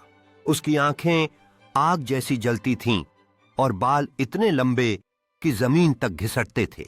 वह रात के समय अकेले लोगों को बुलाकर उनका खून पी जाती थी। लेकिन उस जंगल में एक और डर था, शैतान राक्षुर। वह नरक से आया था और आत्माओं को अपने अधीन कर उन्हें गुलाम बनाता था। एक रात जब चंद्रिका एक यात्री को पकड़ने निकली, तभी राक्षुर भी उसी आत्मा को लेने आया। दोनों के बीच भयंकर झगड़ा हुआ। हवाएं चलने लगीं, पेड़ टूटने लगे और जमीन कांपने लगी। पर अंत में जब दोनों की ताकतें बराबर निकलीं, तो उन्होंने फैसला किया, हम एक हो जाते हैं, अब से हम मिलकर इंसानों पर राज करेंगे। उसके बाद उस हवेली से हर पूर्णिमा की रात चीखें आती हैं। लोगों का कहना है कि जो भी वहां जाता है उसका शरीर तो लौटता है, पर आत्मा चुड़ैल और शैतान के पास रह जाती है। सीख, मॉरल ऑफ द स्टोरी, दुष्ट शक्तियां जब मिलती हैं तो विनाश निश्चित होता है, लेकिन सच्चाई, हिम्मत और भक्ति से कोई भी बुराई हार सकती है। كان الأرنب يحب اللعب والجري وسط الأشجار والزهور. مما قصة عربية جديدة للأطفال. الأرنب الذكي والثعلب المكروفي. غابة جميلة. كان هناك أرنب ذكي يعيش مع أصدقائه الحيوانات. في يوم من الأيام قرر الثعلب الماكر أن يخدع الأرنب ليأكل طعامه. اقترب الثعلب من الأرنب وقال: مرحبا أيها الأرنب، سمعت أن لديك أجمل الجزر في الغابة، هل يمكنني أن أرى بعضه؟ ابتسم الأرنب وقال: بالطبع، لكن عليك أن تلعب معي لعبة الأول. إذا ربحت تعطيني مبلغا من الجزر، وإذا ربحت أنت أعطيك كل جزر الحقل. وافق الثعلب بسرعة لأن الجزر كان لذيذا. بدأت اللعبة، واستخدم الأرنب ذكاءه وخدع الثعلب حتى فاز في النهاية. اعترف الثعلب قائلا: أنت حقا أرنب ذكي، وعدني لن أحاول خداعك مرة أخرى. ضحك الأرنب وقال: لكل الحيوانات كن ذكيا دائما، ولا تدع أحدا يخدعك. هل أعجبتكم القصة؟ لا تنسوا الاشتراك في قناتي على يوتيوب لمتابعة المزيد من القصص الجميلة. شاركوا الفيديو مع أصدقائكم واضغطوا على زر الإعجاب، ولا تنسوا كتابة تعليق أسفل الفيديو. دعمكم يسعدني ويساعدني في تقديم المزيد من القصص الممتعة للأطفال. شكرا لكم وأراكم في القصة القادمة. मीठू ने अपनी नृत्य कला के जरिए जंगल के सभी जानवरों का दिल जीत लिया था। बारिश ने सबको खुश कर दिया था और अब तालाब में पानी भरने लगा था। हर कोई उसके चारों ओर इकट्ठा हो गया। उन्होंने मीठू की नृत्य की सराहना की और उसकी कर्तव्य निष्ठा को एक नया नाम दिया, बारिश का दोस्त। उस दिन से वे सब जानते थे कि दिल से कोशिश करने पर प्रकृति भी उनकी सुनती है। एक जंगल में एक नन्हा मोर रहता था, नाम था मीठू। मीठू को नाचना बहुत पसंद था, लेकिन कई दिनों से बारिश नहीं हुई थी। पेड़ सूख रहे थे, तालाब खाली हो रहा था और जानवर उदास थे। मीठू ने आकाश की ओर देखा और बोला, हे बादलों, मैं तुम्हारे लिए नाचूंगा, बस एक बार बारिश कर दो। मीठू ने खुले मैदान में जाकर जोर जोर से नाचना शुरू किया, अपने पंख फैलाकर खुशी से झूमते हुए। जंगल के सभी जानवर उसे देखकर मुस्कुराने लगे। कुछ ही देर में आसमान में काले बादल घिर आए और जोर की बारिश शुरू हो गई।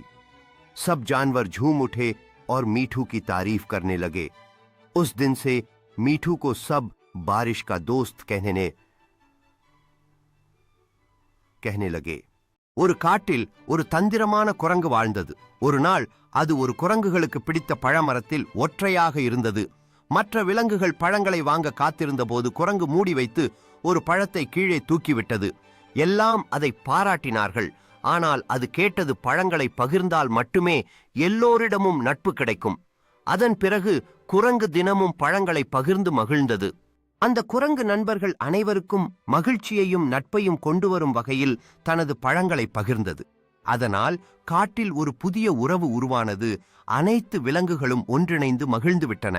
காடுக்குள் சந்தோஷமாக உணவுகளை பகிர்ந்து கொண்ட குரங்கு மற்றும் அதனைச் சுற்றியுள்ள மற்ற விலங்குகள் நண்பர்களாவது எவ்வாறு மகிழ்ச்சி தருகிறது என்பதற்கான ஒரு உதாரணமாக இருந்தது. இந்த குரங்கு அத்தியாயங்களை பகிர்ந்து கொண்டு மற்ற விலங்குகளை பழங்களை காணவும் மற்றும் பகிரவும் கற்றுக்கொண்டது. இதனால் அனைத்து படைப்பாளிகளுக்கு மகிழ்ச்சி தந்துவிட்டது. குரங்கின் ஆற்றலிலும் மக்களின் சகோதரியிலும் காட்டில் அனைத்து விலங்குகளுக்கும் ஒரு புதிய மற்றும் உறவு நிலைத்திருக்கின்றது. அவர்கள் எல்லோரும் ஒருவருக்கொன்று சிரிக்கவும் உதவவும் உறவாடவும் தொடங்கினர். बहुत साल पहले एक शहर था, शिवनगर, जहां एक पुराना टूटा फूटा अपार्टमेंट था, रेड मून टावर। दिन में तो वहां सब सामान्य लगता, लेकिन जैसे ही रात ढलती वहां अजीब अजीब आवाजें आने लगती, किसी के चलने की, दरवाजा खुलने बंद होने की और कभी कभी डरावनी हंसी की भी। कहते हैं वहां चंदाबाई नाम की एक औरत की आत्मा भटकती थी, जिसकी रहस्यमय मौत उसी अपार्टमेंट के 13वें फ्लोर पर हुई थी। एक रात 3 दोस्त रोहन वकील और आर्या साहस करके उस टावर में गए कैमरा लेकर। कोई नहीं जानता वो कैसे मरी, लेकिन तब से रात के ठीक 213 बजे लोग कहते हैं कि उसकी सफेद साड़ी में झलक दिखती है। बाल खुले, आंखें लाल और हाथ में एक टूटा हुआ आईना। जैसे ही वो 13वें फ्लोर पर पहुंचे, लाइट झपकने लगी। तीनों चीखते हुए भागे, लेकिन आर्या वापस नीचे नहीं आई। वो आज तक लापता है। और फिर अचानक कैमरे की स्क्रीन पर दिखा एक डरावना चेहरा और कमरे में गूंजने लगी एक फुसफुसाहट। मैं अभी भी यहीं हूं।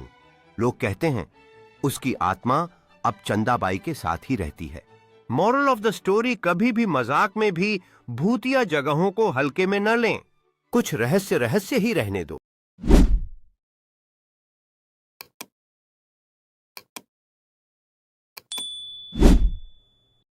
एक बार की बात है, एक छोटा गांव था जहां एक पुराना हवेली नुमा घर वर्षों से खाली पड़ा था। गांव वाले कहते थे कि वहां एक औरत की आत्मा भटकती है जिसने वहां आत्महत्या कर ली थी। एक दिन 3 दोस्त अमित, रोहित और संजय उस घर की सच्चाई जानने के लिए रात में वहां पहुंचे। जैसे ही उन्होंने दरवाजा खोला, एक ठंडी हवा चली और सब दरवाजे अपने आप बंद हो गए। घर के अंदर सन्नाटा था, लेकिन दीवारों से फुसफुसाहट की आवाजें आ रही थीं। अचानक एक सफेद साया सीढ़ियों से उतरता हुआ दिखाई दिया। सब डर से कांपने लगे, पर भाग नहीं पाए। तभी उस साये ने धीरे से कहा, मुझे मुक्ति दो, और एक पुरानी डायरी उनकी ओर फेंकी। उसमें आत्मा की कहानी और उसकी मौत की सच्चाई लिखी थी। अगले दिन गांव के पुजारी ने उस आत्मा की शांति के लिए पूजा की और तब से वह घर कभी डरावना नहीं लगा। कहानी की सीख, मॉरल ऑफ द स्टोरी, हर आत्मा बुरी नहीं होती, कुछ आत्माएं बस सुकून चाहती हैं। सब्सक्राइब करना न भूलें मेरे चैनल किड स्टोरीज पर ऐसी ही और रोमांचक कहानियों के लिए। लाइक करें, शेयर करें और कमेंट में बताएं कि कहानी कैसी लगी।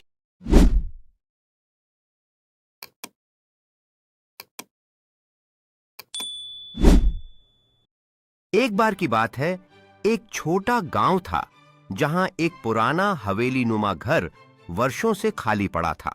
गांव वाले कहते थे कि वहां एक औरत की आत्मा भटकती है जिसने वहां आत्महत्या कर ली थी। एक दिन 3 दोस्त अमित, रोहित और संजय उस घर की सच्चाई जानने के लिए रात में वहां पहुंचे। जैसे ही उन्होंने दरवाजा खोला, एक ठंडी हवा चली और सब दरवाजे अपने आप बंद हो गए। घर के अंदर सन्नाटा था, लेकिन दीवारों से फुसफुसाहट की आवाजें आ रही थीं। अचानक एक सफेद साया सीढ़ियों से उतरता हुआ दिखाई दिया। सब डर से कांपने लगे, पर भाग नहीं पाए। तभी उस साये ने धीरे से कहा, मुझे मुक्ति दो, और एक पुरानी डायरी उनकी ओर फेंकी। उसमें आत्मा की कहानी और उसकी मौत की सच्चाई लिखी थी। अगले दिन गांव के पुजारी ने उस आत्मा की शांति के लिए पूजा की और तब से वह घर कभी डरावना नहीं लगा। कहानी की सीख, मॉरल ऑफ द स्टोरी, हर आत्मा बुरी नहीं होती, कुछ आत्माएं बस सुकून चाहती हैं। सब्सक्राइब करना न भूलें मेरे चैनल किड स्टोरीज पर ऐसी ही और रोमांचक कहानियों के लिए। लाइक करें, शेयर करें और कमेंट में बताएं कि कहानी कैसी लगी। बहुत समय पहले की बात है, एक छोटा सा बच्चा था जिसका नाम अनुज था। अनुज रोज रात को आसमान की तरफ देखता और चांद से बातें करता। वह कहता, चांद मामा, आप इतने दूर क्यों हो? क्या कभी मेरे पास आओगे? चांद मुस्कुराता, लेकिन चुप रहता। एक रात अनुज बहुत उदास था क्योंकि उसके पापा दूसरे शहर काम करने चले गए थे और वो उन्हें बहुत याद कर रहा था। तभी एक चमत्कार हुआ। चांदनी खिड़की से कमरे में उतरने लगी और अचानक चांद की एक छोटी सी चमकती किरण अनुज के सामने आकर बोली, तुम्हारा दिल इतना साफ है अनुज, मैं तुम्हारे लिए एक तोहफा लाई हूं। उसने अनुज को एक जादुई तकिया दिया और कहा, जब भी तुम इसे सिर के नीचे रखोगे, तुम्हारे सपनों में वे लोग आएंगे जिन्हें तुम सबसे ज्यादा चाहते हो। उस रात अनुज ने तकिया रखा और सपने में पापा आए। उन्होंने गले लगाया और कहा, मैं हमेशा तुम्हारे साथ हूं मेरे बेटे। अनुज की आंखें भरी हुई थीं, लेकिन चेहरे पर मुस्कान थी। मॉरल ऑफ द स्टोरी, सपनों की ताकत बहुत बड़ी होती है। अगर दिल सच्चा हो तो दूरियां भी मिट जाती हैं। अगर आपको चांद का तोहफा पसंद आई हो तो लाइक जरूर करें इसे बच्चों और पेरेंट्स के साथ शेयर करें और ऐसी ही प्यारी कहानियों के लिए सब्सक्राइब करें। हम करें चैनल @kidsstories R6H।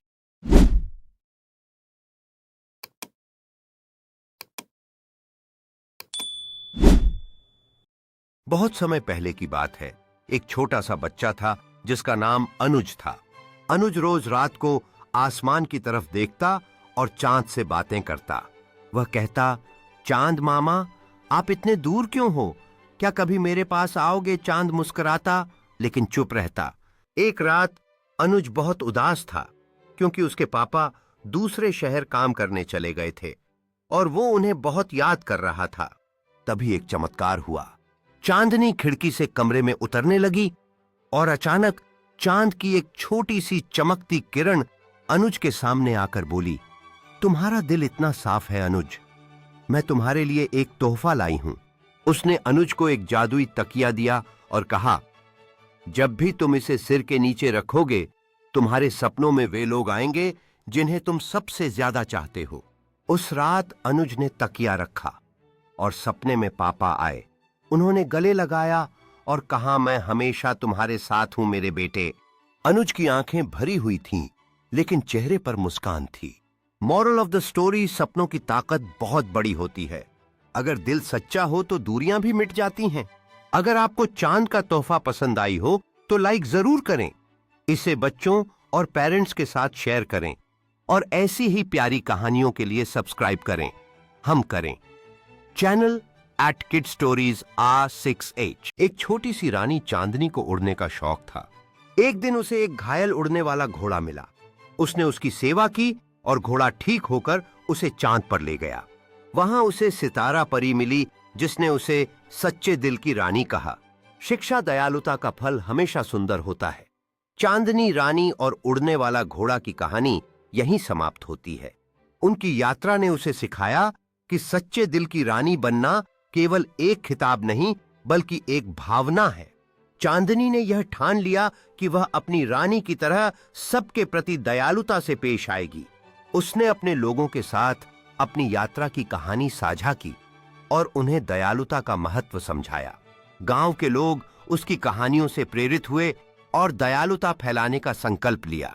उन्होंने एकजुट होकर अपने आसपास की दुनिया को और भी बेहतर बनाने का प्रण लिया।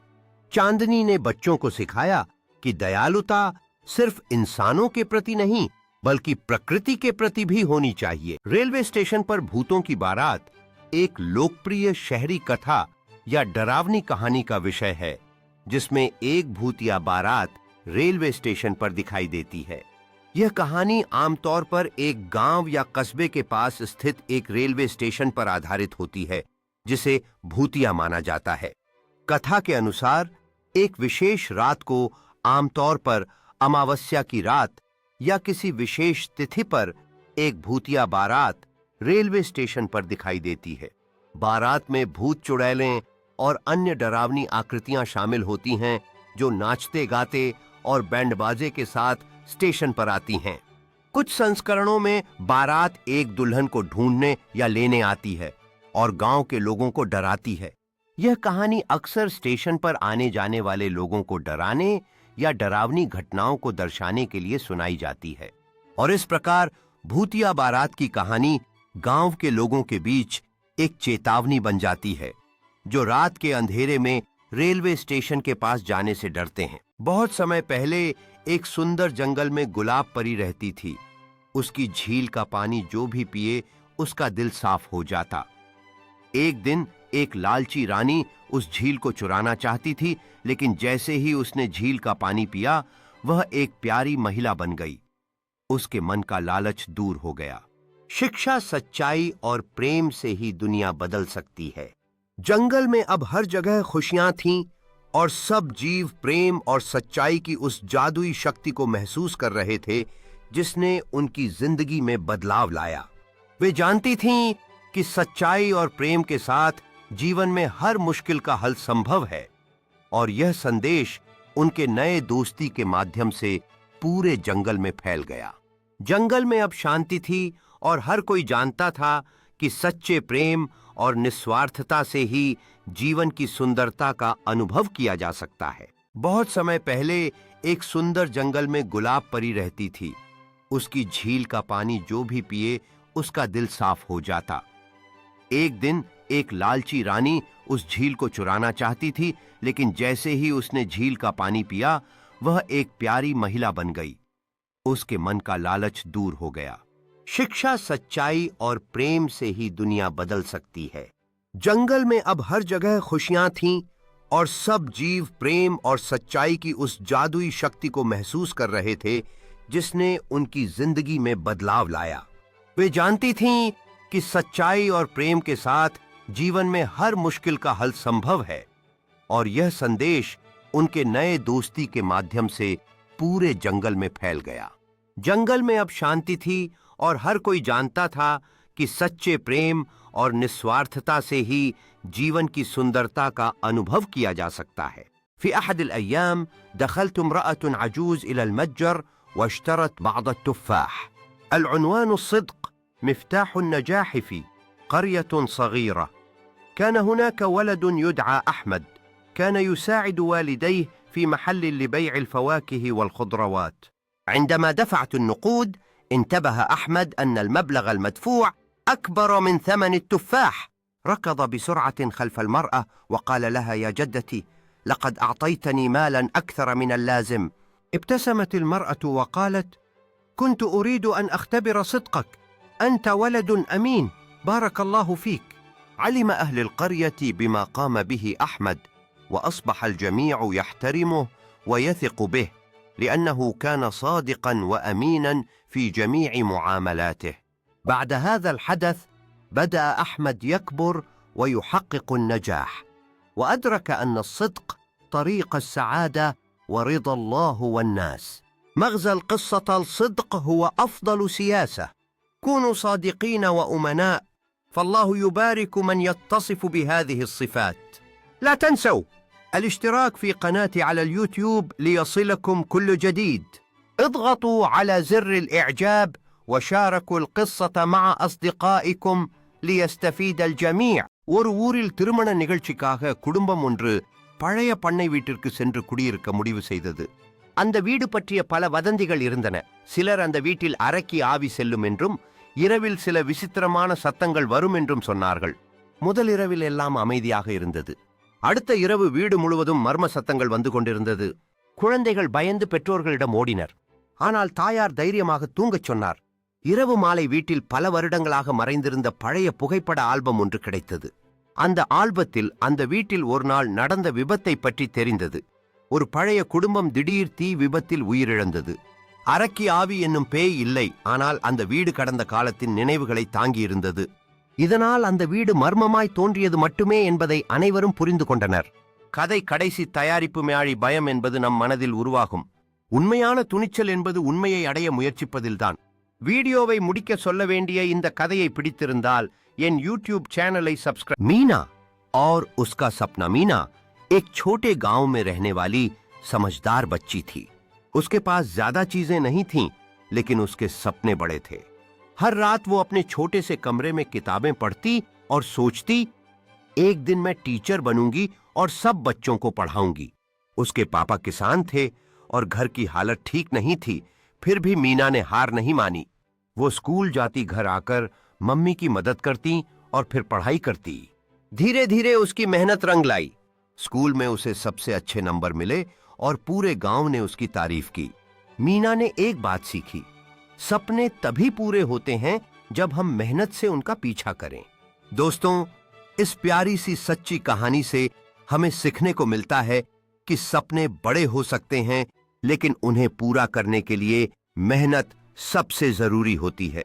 अगर आपको ये कहानी पसंद आई हो तो लाइक करें, कमेंट करें और शेयर करें अपने दोस्तों और बच्चों के साथ। और हाँ, जरूर सब्सक्राइब करें मेरे YouTube चैनल @KidStoriesR6H को, और सुनते रहिए ऐसी ही प्रेरणादायक कहानियां हर रात। लोनावाला की चुपचाप घूमने वाली चुड़ैल लोनावाला की हरी भरी वादियों के बीच एक पुरानी वीरान हवेली थी, जिसे लोग सावंत विला कहते थे। गांव वालों का मानना था कि उस हवेली में एक चुड़ैल रहती है जो सफेद साड़ी पहनकर रात में चुपचाप घूमती है। कई साल पहले उस हवेली में एक औरत मालविका अपने पति के साथ रहती थी। एक तूफानी रात उसके पति ने उसे धोखा देकर जिंदा जला दिया। उसकी आत्मा वहीं भटकती रह गई, बदले की आग में। शाम होते ही हवेली के पास अजीब सी ठंडी हवा चलने लगी। अब सुनो असली डरावना किस्सा। खारसी 23 में 4 दोस्त अर्जुन, निकिता, विशाल और रेहाना लोनावला घूमने आए और उन्होंने उसी सावंत विला को एक्सप्लोर करने की ठानी। अचानक विशाल को एक खिड़की से एक औरत दिखी, बिना चेहरे के, सिर्फ गहराई में चमकती लाल आंखें। रेहाना को लगा कोई मजाक कर रहा है, लेकिन तभी घर के अंदर से एक तेज चीख सुनाई दी। आवाज निकिता की थी जो गायब हो चुकी थी। सब इधर उधर भागने लगे, लेकिन दरवाजे अपने आप बंद हो गए। दीवारों से खून टपकने लगा और एक ठंडी सी आवाज गूंजी, जो कोई मेरे घर में आया वो कभी वापस नहीं गया। सुबह गांव वालों को सिर्फ 3 लोग मिल पाए, वो भी बेहोशी की हालत में। निकिता आज तक नहीं मिली। अगर कहानी ने डराया या पसंद आई हो तो चैनल को सब्सक्राइब जरूर करें। YouTube। मीना और उसका सपना। मीना एक छोटे गांव में रहने वाली समझदार बच्ची थी। उसके पास ज्यादा चीजें नहीं थीं, लेकिन उसके सपने बड़े थे। हर रात वो अपने छोटे से कमरे में किताबें पढ़ती और सोचती, एक दिन मैं टीचर बनूंगी और सब बच्चों को पढ़ाऊंगी। उसके पापा किसान थे और घर की हालत ठीक नहीं थी, फिर भी मीना ने हार नहीं मानी। वो स्कूल जाती, घर आकर मम्मी की मदद करती और फिर पढ़ाई करती। धीरे धीरे उसकी मेहनत रंग लाई। स्कूल में उसे सबसे अच्छे नंबर मिले और पूरे गांव ने उसकी तारीफ की। मीना ने एक बात सीखी, सपने तभी पूरे होते हैं जब हम मेहनत से उनका पीछा करें। दोस्तों, इस प्यारी सी सच्ची कहानी से हमें सीखने को मिलता है कि सपने बड़े हो सकते हैं, लेकिन उन्हें पूरा करने के लिए मेहनत सबसे जरूरी होती है। अगर आपको ये कहानी पसंद आई हो तो लाइक करें, कमेंट करें और शेयर करें अपने दोस्तों और बच्चों के साथ। और हां, जरूर सब्सक्राइब करें मेरे YouTube चैनल @KidStoriesR6H को और सुनते रहिए ऐसी ही प्रेरणादायक कहानियां हर रात। ஒரு கிராமத்தில் பல ஆண்டுகளாக காலியாக இருந்த ஒரு பழைய பங்களா இருந்தது. அந்த இடம் பற்றி கூறப்படும் பச்சை கதைகள் எல்லோரையும் பயத்தில் ஆழ்த்தின. ஒரு நாள் நகரிலிருந்து ஒரு யூடியூபர் பயணமாக வந்தார். அவருக்கு திகில் வீடியோ படைக்க வேண்டும் என்ற ஆசை இருந்தது. அவர் அந்த பங்களாவுக்குள் நுழைந்தார். கேமராவை திறந்து சுத்திக் கொண்டே சென்றார். உடனே கதவை தானாகவே மூடியது. மரண முகம் கொண்ட ஒரு பழைய மூதாட்டி சிவந்த கண்களுடன் எதிரில் வந்தாள். இந்த இடம் உன்னுடையதல்ல என்று கத்தினாள். பயந்து போன யூடியூபர் வீடியோவை பதிவு செய்து ஓடினார். ஆனால் வீடியோவை யூடியூப்பில் வெளியிட்டவுடன் பலர் திகைத்து பங்களா உண்மையில் பூத மக்கள் வசிப்பது என்பதை ஒப்புக்கொண்டனர். மற்றவர்களின் சூழலை மதிக்க தெரிந்து கொள்க. இந்த மாதிரியான திகில் கதைகள் தொடர்ந்து கேட்க தயவு செய்து என் யூடியூப் சேனலுக்கு சப்ஸ்கிரைப் செய்யுங்கள். @KidStoriesR6H. கதை முதல் பாடம், moral of the story. பழைய இடங்களை சோதிக்கும் போது கவனமாக இருங்கள். भूतिया स्टेशन। रात की आखिरी ट्रेन रात के 12 बजे थे। वीरपुर स्टेशन सुनसान पड़ा था। कोई ट्रेन नहीं, कोई आवाज नहीं, सिवाय एक पुराने लाउडस्पीकर की जो बार बार बोलता, गाड़ी संख्या 307 अभी आएगी। पर वो ट्रेन पिछले 10 सालों से कभी नहीं आई। राजू नाम का एक नौजवान जो यूट्यूबर था, वीरपुर स्टेशन की सच्चाई पता करने गया। उसके पास कैमरा था और दिल में हिम्मत। जैसे ही वो स्टेशन पर पहुंचा, अचानक ट्रैक पर सीटी बजी और एक धुंधली सी ट्रेन आई जिसमें लोग नहीं, सिर्फ परछाइयां बैठी थीं। दरवाजे खुले और एक औरत बिना चेहरा के धीरे धीरे उतरी। उसने राजू की तरफ देखा और कहा, क्यों आया है मेरी सवारी के बीच? राजू डर के मारे भागा, लेकिन वो वीडियो उसने अपने YouTube चैनल पर डाला जो वायरल हो गया। कुछ दरवाजे बंद ही रहने चाहिए। इस तरह की डरावनी कहानियां सुनने के लिए कृपया मेरे YouTube चैनल को सब्सक्राइब करें। @KidStoriesR6H। कहानी से सीख, मॉरल ऑफ द स्टोरी। हर रहस्य को जानना जरूरी नहीं होता। बदलापुर स्टेशन का रहस्य कहते हैं कि बदलापुर स्टेशन पर रात के 1 बजे कोई नहीं रुकता। एक दिन रवि नाम का एक यूट्यूबर जो डरावनी जगहों के वीडियो बनाता था, अपने कैमरे के साथ वहां गया। जैसे ही घड़ी ने 1 बजाया, प्लेटफॉर्म नंबर 2 पर अचानक एक पुरानी ट्रेन आकर रुकी। स्टेशन छोटा है, लेकिन रात होते ही वहां से अजीब सी आवाजें आने लगती हैं। ट्रेन की सीटी, किसी के रोने की आवाज और कभी कभी एक लाल साड़ी वाली औरत पटरी के पास चलती दिखाई देती है। लोगों ने विश्वास नहीं किया, लेकिन उस वीडियो में उस औरत की परछाई साफ दिख रही थी। उसमें से कोई नहीं उतरा, लेकिन एक लाल साड़ी वाली औरत रवि के पास आई और बोली, तू भी अब यहीं रुकेगा।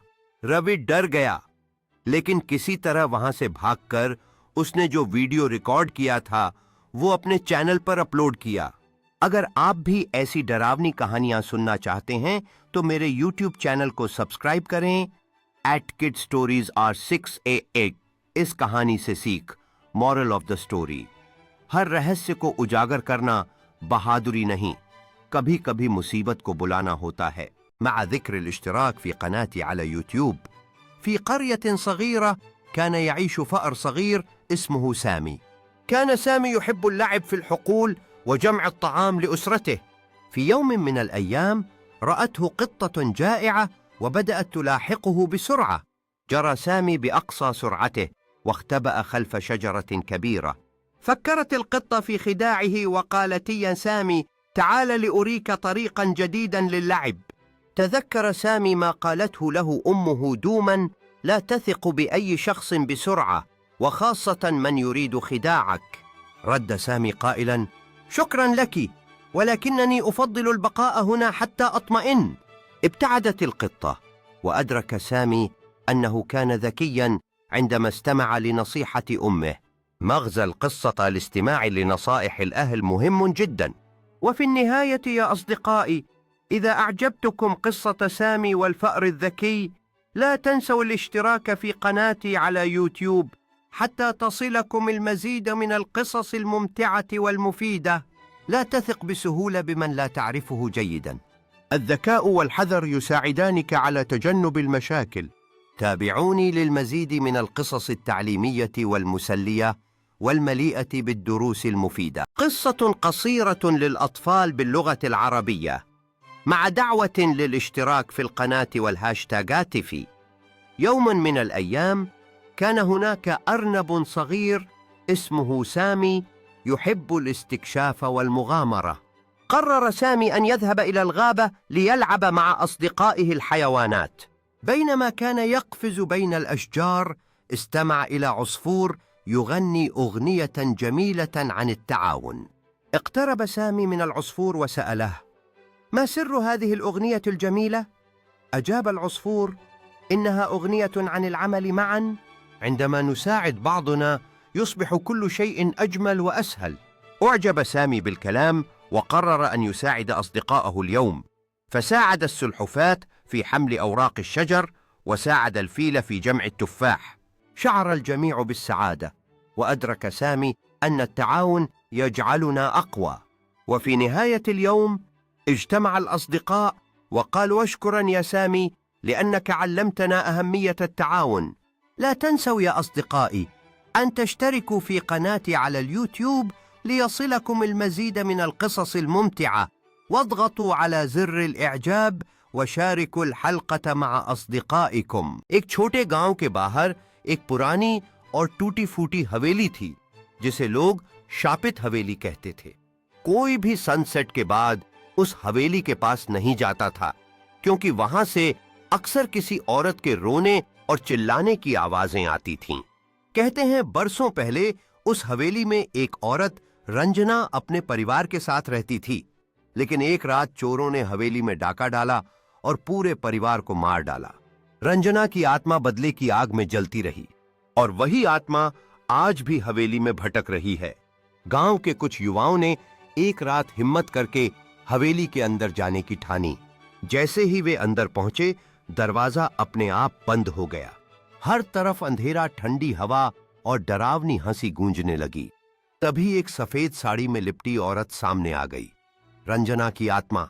उसने कहा, जो मेरे दर्द को समझेगा मैं उसी को मुक्त करूंगी, वरना तुम भी यहीं रह जाओगे। युवाओं ने पूरी बात गांव के पुजारी को बताई। अगली सुबह वह पूजा पाठ के साथ हवेली में आए और आत्मा को शांति दी। तब से हवेली शांत है। लेकिन कुछ लोग अब भी कहते हैं कि रंजना की आत्मा कभी कभी चांदनी रात में दिखाई देती है। मोरल सीखकर आत्मा को शांति और न्याय चाहिए। हमें उनके दर्द को समझना चाहिए, न कि उनका मजाक बनाना चाहिए। चैनल जरूर सब्सक्राइब करें। नई नई डरावनी कहानी। समिअतु सौतन गरीबन यकूल ला तक़तरिबी लकिन्नहा लम तख़फ बल क़ालत अना ला उअज़ी अहदन फलिमाज़ा अख़ाफ। ظهر شبح صغير وقال أنا وحدي وأبحث عن صديق. ضحكت لولو وقالت أنا صديقتك. ومنذ ذلك اليوم أصبح الشبح لا يخيف أحدا أبدا. توالت الأيام وبدأ الشبح ولولو في استكشاف الغابة معا، يجمعان الزهور ويضحكان. كلما التقيا بأصدقاء آخرين كان الشبح يكتشف أنه ليس مخيفا كما كان يعتقد.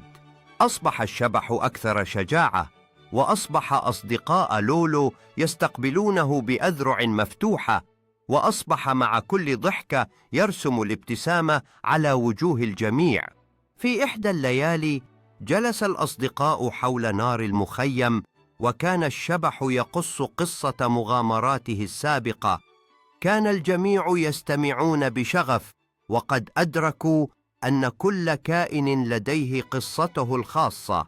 बहादुरगढ़ नामक शहर में एक बहुत पुराना घर था, जिसे सभी लोग भूतिया और अपशकुनी मानते थे, क्योंकि वहां जो भी रहने आता किसी न किसी वजह से उसकी मृत्यु हो जाती थी। एक दिन विजय नामक व्यक्ति ने वह घर बहुत सस्ते दाम में खरीद लिया और अपने बेटे मोनू के साथ उसमें रहने लगा। घर में शिफ्ट होने के कुछ दिनों बाद विजय अजीब घटनाओं को महसूस करने लगा। कभी पानी अपने आप बंद हो जाना, कभी किसी की मौजूदगी का एहसास। एक दिन मोनू ने वॉशरूम में सफेद कपड़ों में एक औरत को देख लिया और डर के मारे चुप हो गया। उसने अपने पिता को बताया, पापा वो औरत आपके पीछे खड़ी है। इतना सुनते ही विजय मोनू को उठाकर तुरंत घर से बाहर भाग गया। बाहर निकलते ही विजय ने मोनू को कसकर पकड़ लिया और मन में ठान लिया कि वह कभी उस भूतिया घर की ओर नहीं लौटेंगे। भूतिया घर को पीछे छोड़ते हुए विजय और मोनू ने एक नई शुरुआत की ठानी, जहां डर और अंधेरे के साए से मुक्ति मिले। बहुत समय पहले जंगल में एक बूढ़ा शेर रहता था। अब वह बूढ़ा हो चुका था और शिकार नहीं कर पाता था, इसलिए चालाकी से जानवरों को फंसाकर खा जाता था। एक दिन एक बकरी उस रास्ते से जा रही थी जहां शेर छुपा बैठा था। शेर गुर्राया, अब तू मेरा खाना बनेगी। लेकिन बकरी डरने की बजाय मुस्कुराई और बोली, महाराज मुझे खा लीजिए, पर पहले मेरी एक बात सुन लीजिए। मैं आज बहुत गंदी हूं, पास की नदी में नहा लूं। शेर ने सोचा, बात तो ठीक है, और बकरी को जाने दिया। बकरी जैसे ही नदी के पास पहुंची, वो उछलती कूदती भाग गई और ऊंचे पहाड़ पर चढ़कर बोली, शेर महाराज मूर्ख बन गए आज, भूख में दिमाग भूल गए आज। शेर दहाड़ता रहा, लेकिन कुछ कर नहीं पाया। समझदारी और हिम्मत से किसी भी मुसीबत से बाहर निकला जा सकता है। एक पुराने ईसाई स्कूल की दीवारों के पीछे एक खंडहर नुमा चर्च था, जहां 60 साल पहले एक नन सिस्टर मैरियन बच्चों को पढ़ाती थी। वह बहुत सख्त और रहस्यमयी थी। एक दिन अचानक चर्च में आग लग गई और सबको लगा कि नन उसमें जलकर मर गई। लेकिन फिर चर्च से अजीब चीखें आने लगीं और बच्चों ने कहना शुरू किया, कभी कभी रात में सिस्टर की आवाज आती है, जो बोलता है उसे वो चुप कर देती है, हमेशा के लिए। एक रात स्कूल के 4 बच्चे, आरोही, समीर, डेविड और टीना, हिम्मत करके उस चर्च में चले गए। उनके पास टॉर्च, मोबाइल कैमरा और हिम्मत थी। जैसे ही उन्होंने दरवाजा खोला, एक ठंडी हवा चली और बाइबल अपने आप जमीन पर गिर गई। दीवार पर खून से लिखा था, सिस्टर इज वॉचिंग। अचानक पीछे से काले कपड़े में सफेद चेहरा और सूनी आंखों वाली एक नन आई। उसकी चाल हवा में तैरती थी। वो बोली जो बात करता है, उसे सिस्टर सुला देती है, हमेशा के लिए। डेविड ने चिल्लाकर भागना चाहा, लेकिन तभी उसकी जुबान गायब हो गई। उसकी आंखें डर से बाहर निकल आईं और वो वहीं गिर पड़ा। बाकी तीनों भागते रहे, लेकिन जब वो चर्च से बाहर आए तभी बिजली गई और सामने वही नन खड़ी थी। उसकी आंखों से खून टपक रहा था। आरोही ने डरते हुए पूछा, तुम कौन हो? नन मुस्कुराई और बोली, अब तुम्हारी क्लास शुरू होती है। तब से स्टक। ऐसी और भी डरावनी कहानियों के लिए सब्सक्राइब करें हमारे YouTube चैनल पर। चमकती मोमबत्ती की रोशनी में एक पुराना कमरा है जिसमें दीवारों पर लंबे साए हैं जो रहस्य और तनाव का माहौल बनाते हैं। एक तूफानी रात है जिसमें बारिश एक पुरानी घर पर तेजी से गिर रही है। खिड़कियां थरथरा रही हैं और दूर में गरजती बादल सुनाई दे रहे हैं। एक भुतहा कब्रिस्तान चक्रीय मौसम में है जहां टेढ़े मेढ़े पत्थर और घना कोहरा है जो डर और रहस्य का एहसास दिलाता है। बीरनगर गांव में सब कुछ ठीक चल रहा था, तभी अचानक गांव में एक के बाद एक अजीब घटनाएं होने लगीं। बाद में पता चला कि एक पुरानी चुड़ैल गांव में लौट आई थी जो अपने साथ हुई नाइंसाफी का बदला लेने आई थी। चुड़ैल की मौजूदगी गांव वालों के लिए डर का कारण बनी रही, पर धीरे धीरे गांव वालों ने मिलकर उसे विदा किया। इन कहानियों में डर, रहस्य और रोमांच का अद्भुत मिश्रण होता है जो भारतीय लोक कथाओं में आम है। गांव वाले फिर से खुशी खुशी अपनी सामान्य जिंदगी जीने लगे, इस डरावनी घटना को एक कहानी की तरह याद करते हुए। यह कहानी हमेशा के लिए उन सभी के दिलों में जीवित रहेगी जिन्होंने अपने डर पर काबू पाया और एकजुट होकर अंधकार का सामना किया। अब यह कहानी पीढ़ी दर पीढ़ी सुनाई जाएगी, जिससे नए योद्धाओं को प्रेरणा मिलेगी कि डर का सामना कैसे किया जाता है। वीरता और एकता की इस कहानी ने न केवल गांव वालों को मजबूत बनाया, बल्कि यह उनकी पहचान का हिस्सा बन गई। ஒரு கொடிய ஊரில் ஒரு கிணறு இருந்தது. அந்த கிணற்றுக்கு போனவர் மீண்டும் திரும்புவதாக கூறவில்லை. அங்கு ஒரு உள்ளத்தை கற்பனை செய்து மக்கள் உள்நுழைந்தனர். ஒரு நாள் மீனா என்ற இளம் பெண் கண்கள் அந்த கிணறு அருகே வந்தாள். அங்கு முதியவர் போல தோன்றிய அந்த ஆவியானவன் அவளை நீர் கேட்டு வர என்று அழைத்தான். அவள் அருகே வந்ததும் முதியவர் ஆவியாக மாறி மீனாவின் உயிருக்கு ஆபத்து ஏற்பட்டது. மீனா அச்சில் உறைந்து நிற்கிறாள். அந்த ஆவி அவளது மேல் வரும்போது அதற்கு எரியும் பார்வைகள் உண்டு. பிறகு அந்த ஊரில் மண்ணின் மயக்கம் வெறும் சந்திரன் பின்புறமாகின்றது. அந்த கிணறு நிசாராக பறந்து கிடக்கிறது. மீனாவின் கண்கள் பயக்கத்துடன் விரிந்துள்ளன.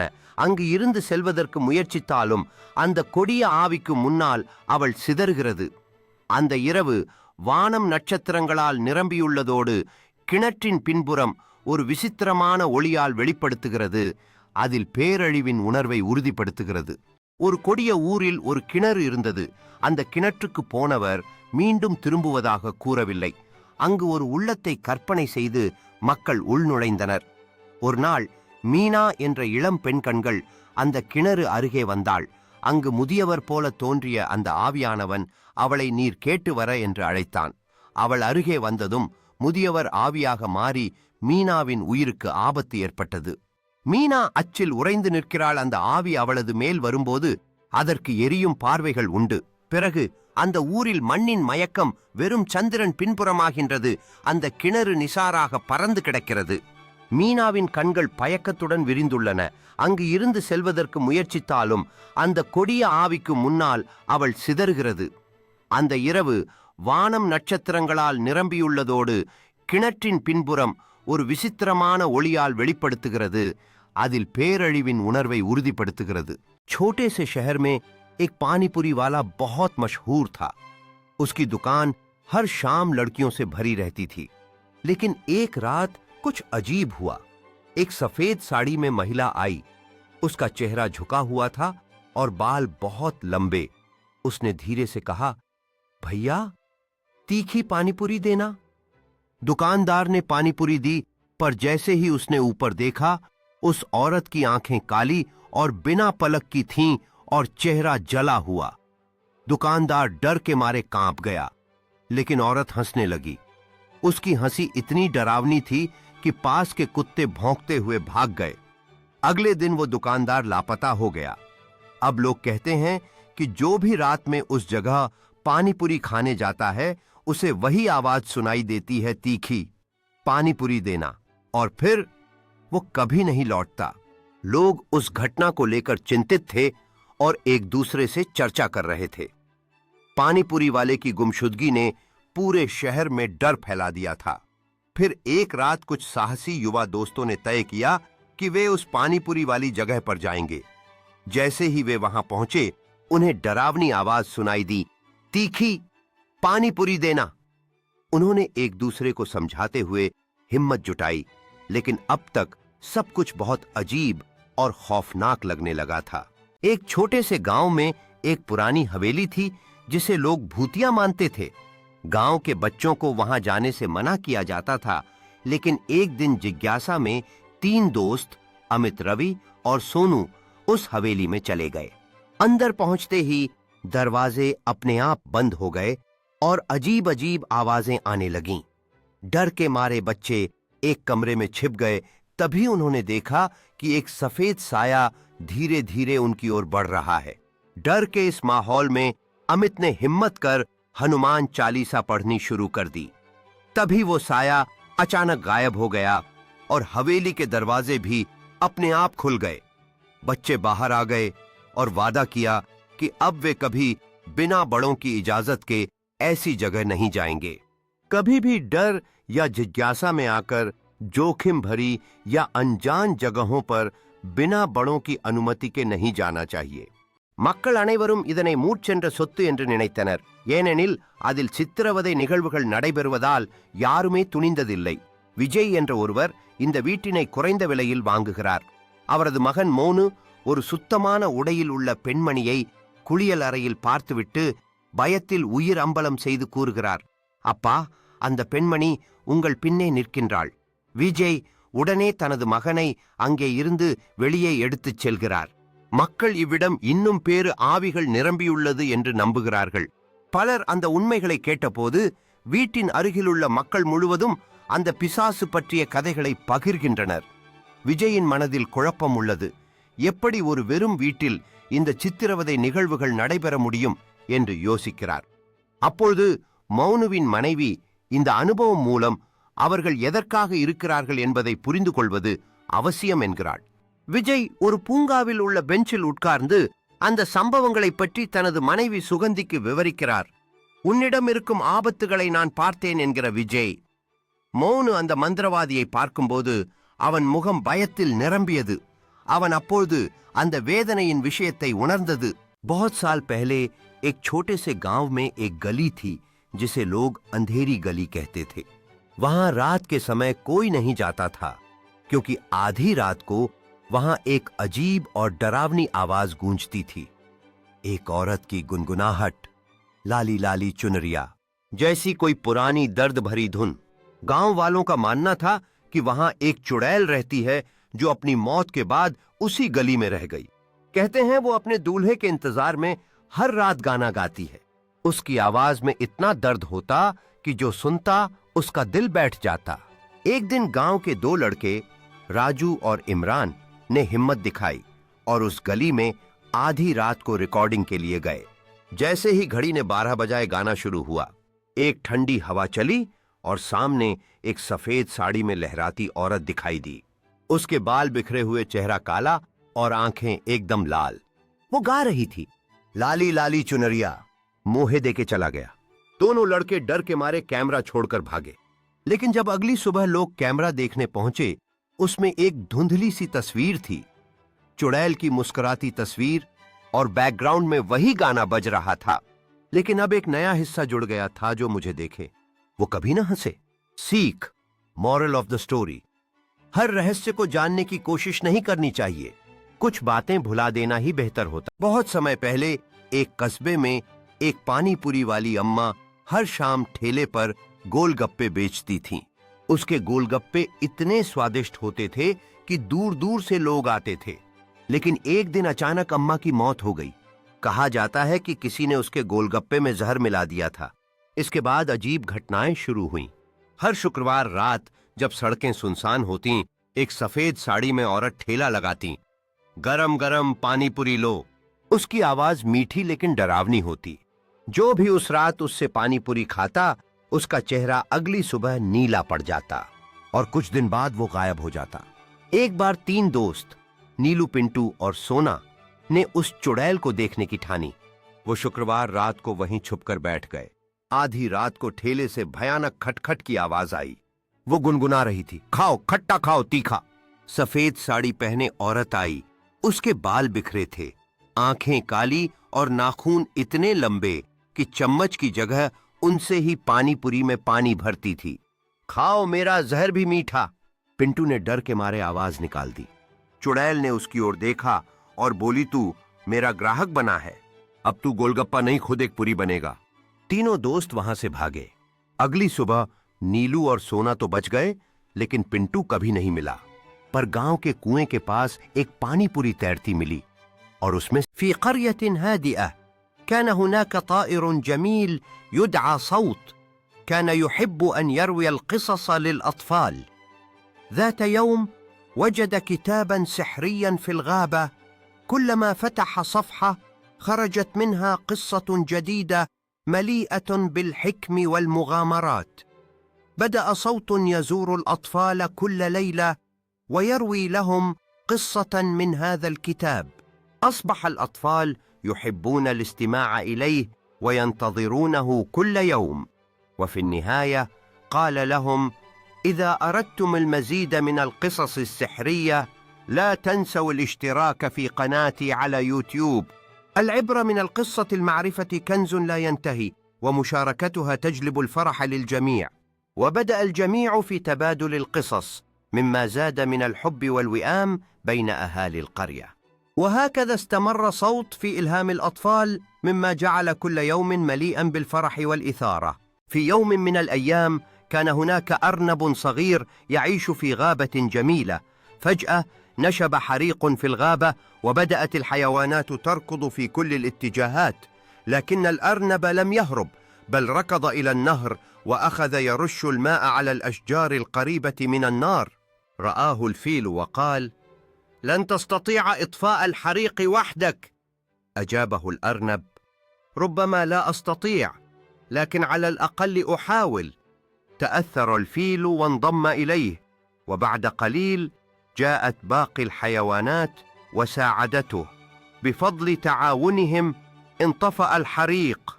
العبرة لا تستهين بقدرتك، فالمحاولة خير من الاستسلام، والتعاون يصنع المعجزات. لا تنسى الإعجاب بالفيديو والاشتراك في قناتنا لمزيد من القصص الرائعة. فعل زر الجرس ليصلك كل جديد.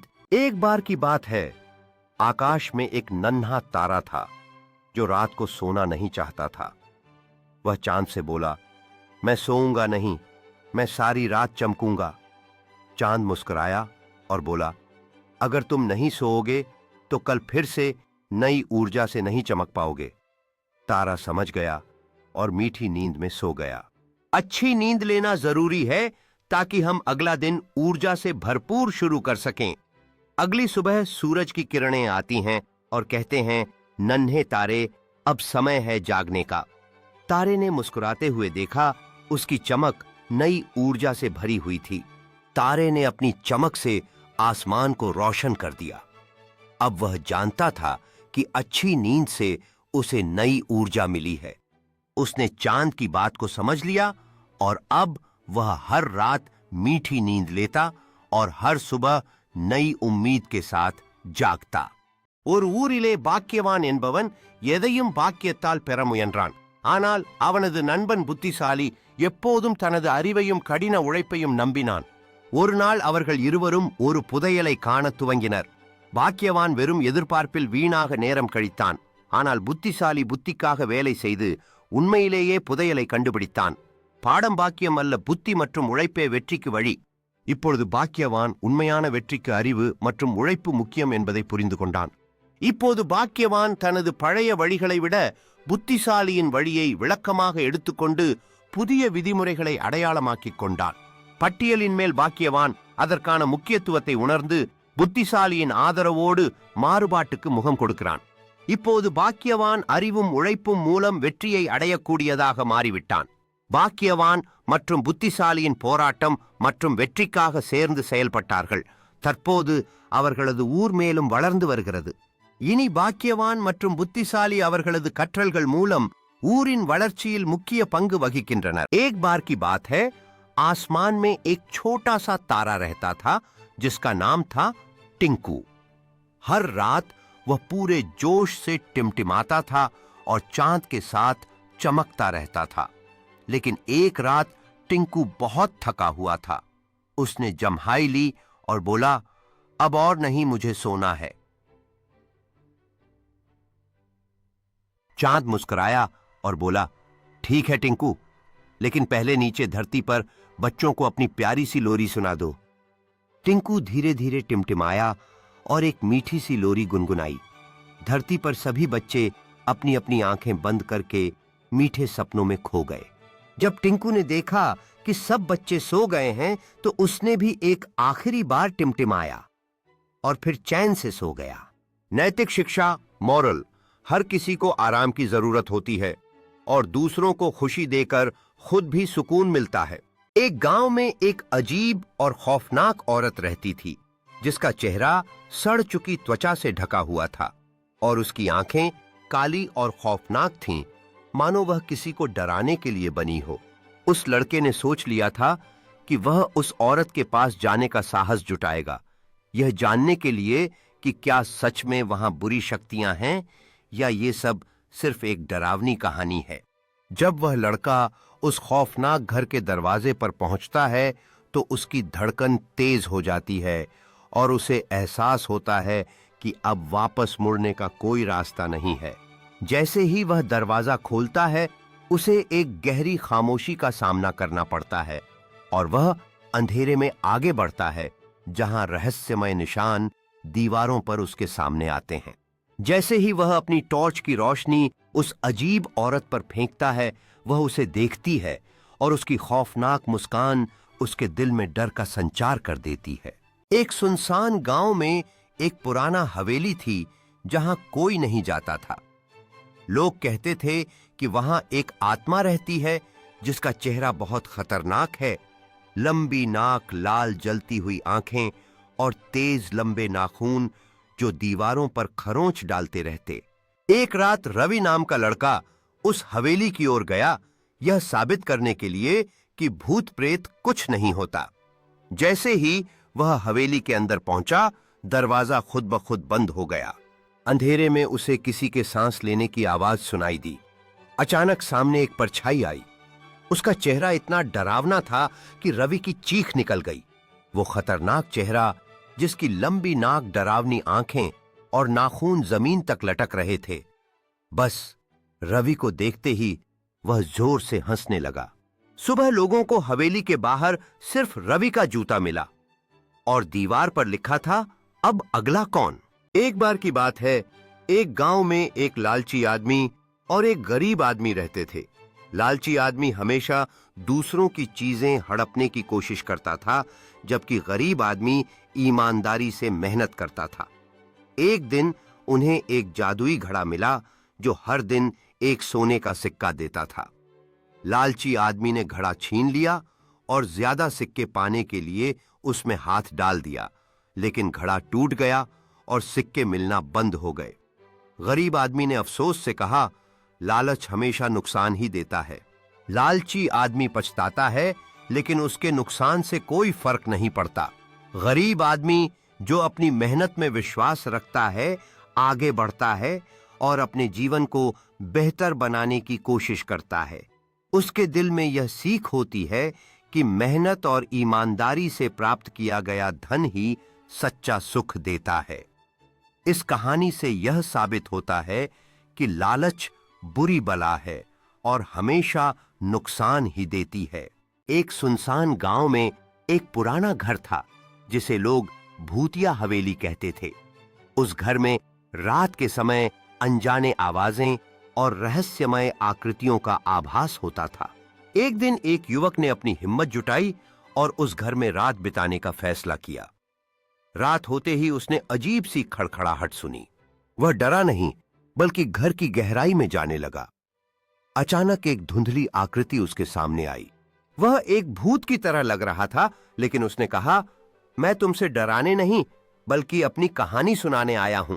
युवक ने उसकी बात सुनी और समझा कि भूत भी कभी आम इंसान की तरह जिया करता था। इस कहानी के बाद उस युवक ने भूत की मदद की और हवेली को फिर से जीवित किया, जिससे गांव के लोग अब उसे प्यार से भूतिया मित्र बुलाने लगे। गांव के लोग अब उस हवेली को अपने नए दोस्त के साथ देखने आ रहे थे और वहां एक नई कहानी का आरंभ हो रहा था। एक बार की बात है, आसमान में चांद की रोशनी अचानक गायब हो गई। चारों ओर अंधेरा छा गया और सभी जानवर डर गए। तारे भी परेशान हो गए। एक नन्ही सी जुगनू जिसका नाम गुड़िया था बोली, मैं मदद करूंगी। वह धीरे धीरे ऊपर उड़ती गई और अपनी छोटी सी रोशनी से चांद को छू लिया। जादू की तरह चांद फिर से चमकने लगा। चांद ने मुस्कुराकर कहा, धन्यवाद गुड़िया, तुम्हारी छोटी सी रोशनी ने सबको रोशन कर दिया। उस रात सभी ने चैन से नींद ली। कोई भी छोटा नहीं होता, बस दिल बड़ा होना चाहिए। सुबह का उजाला जंगल में फैलने लगता है। जानवर धीरे धीरे जागते हैं और सुरक्षित रात के लिए आभार व्यक्त करते हैं। गुड़िया अपनी साहसिक कहानी सभी जुगनुओं के साथ साझा करती है। सब एक चक्र में इकट्ठा होकर उसकी बातों को ध्यानपूर्वक सुनते हैं। जंगल के सभी जानवर मिलकर जश्न मनाते हैं। फल और फूलों से एक छोटी सी दावत सजाते हैं, जबकि गुड़िया सबकी प्रशंसा में खड़ी होती है। ஒரு சிறிய கிராமத்தில் பாப்பா என்ற சிறுவன் இருந்தான். அவன் பள்ளிக்கு செல்லும்போது பழைய கிழிந்த காலனியில் நடந்தான். ஒரு நாள் ஒரு புதிய மாணவன் அழகான புதிய காலனியில் வந்தான். மற்ற குழந்தைகள் பாப்பாவை சிரித்தார்கள். ஆனால் பாப்பா அக்கறையின்றி தினமும் பள்ளிக்கு போனான். ஆசிரியர் இதை கவனித்து பாப்பாவுக்கு புதிய காலனியை பரிசாக வழங்கினார். பாப்பாவின் முயற்சி மற்றும் நிலைத்தன்மை எல்லோருக்கும் உதாரணமாக ஆனது. பாப்பா புதிய காலணிகளை அணிந்து தனது நண்பர்களுடன் சந்தேகம் மற்றும் மகிழ்ச்சியுடன் கண்டுகொண்டான். பள்ளி மதிய சமயத்தில் ஆசிரியர் பாப்பாவை பாராட்டினார். இப்போது அவன் அனைவருக்கும் ஒரு உதாரணமாகி இருக்கிறான். எவ்வாறாயினும் முயற்சி மற்றும் பொறுமையை எடுத்துக்கொள்வது வெற்றியை தருவது என்பதை அவர்கள் காணலாம். பழைய காலனி போல் இன்று பாப்பா புதிய காலனியுடன் பள்ளிக்கு வந்தான். அவன் மற்ற பச்சோனால் பாராட்டப்படுகிறான். அவர்கள் அவனை போற்றுகிறார்கள். இப்பொழுது பாப்பா தனது கல்வியில் கூடுதல் முயற்சியுடன் இருப்பான். தனது கனவுகளை நிஜமாக்குவதை எதிர்பார்க்கிறான்.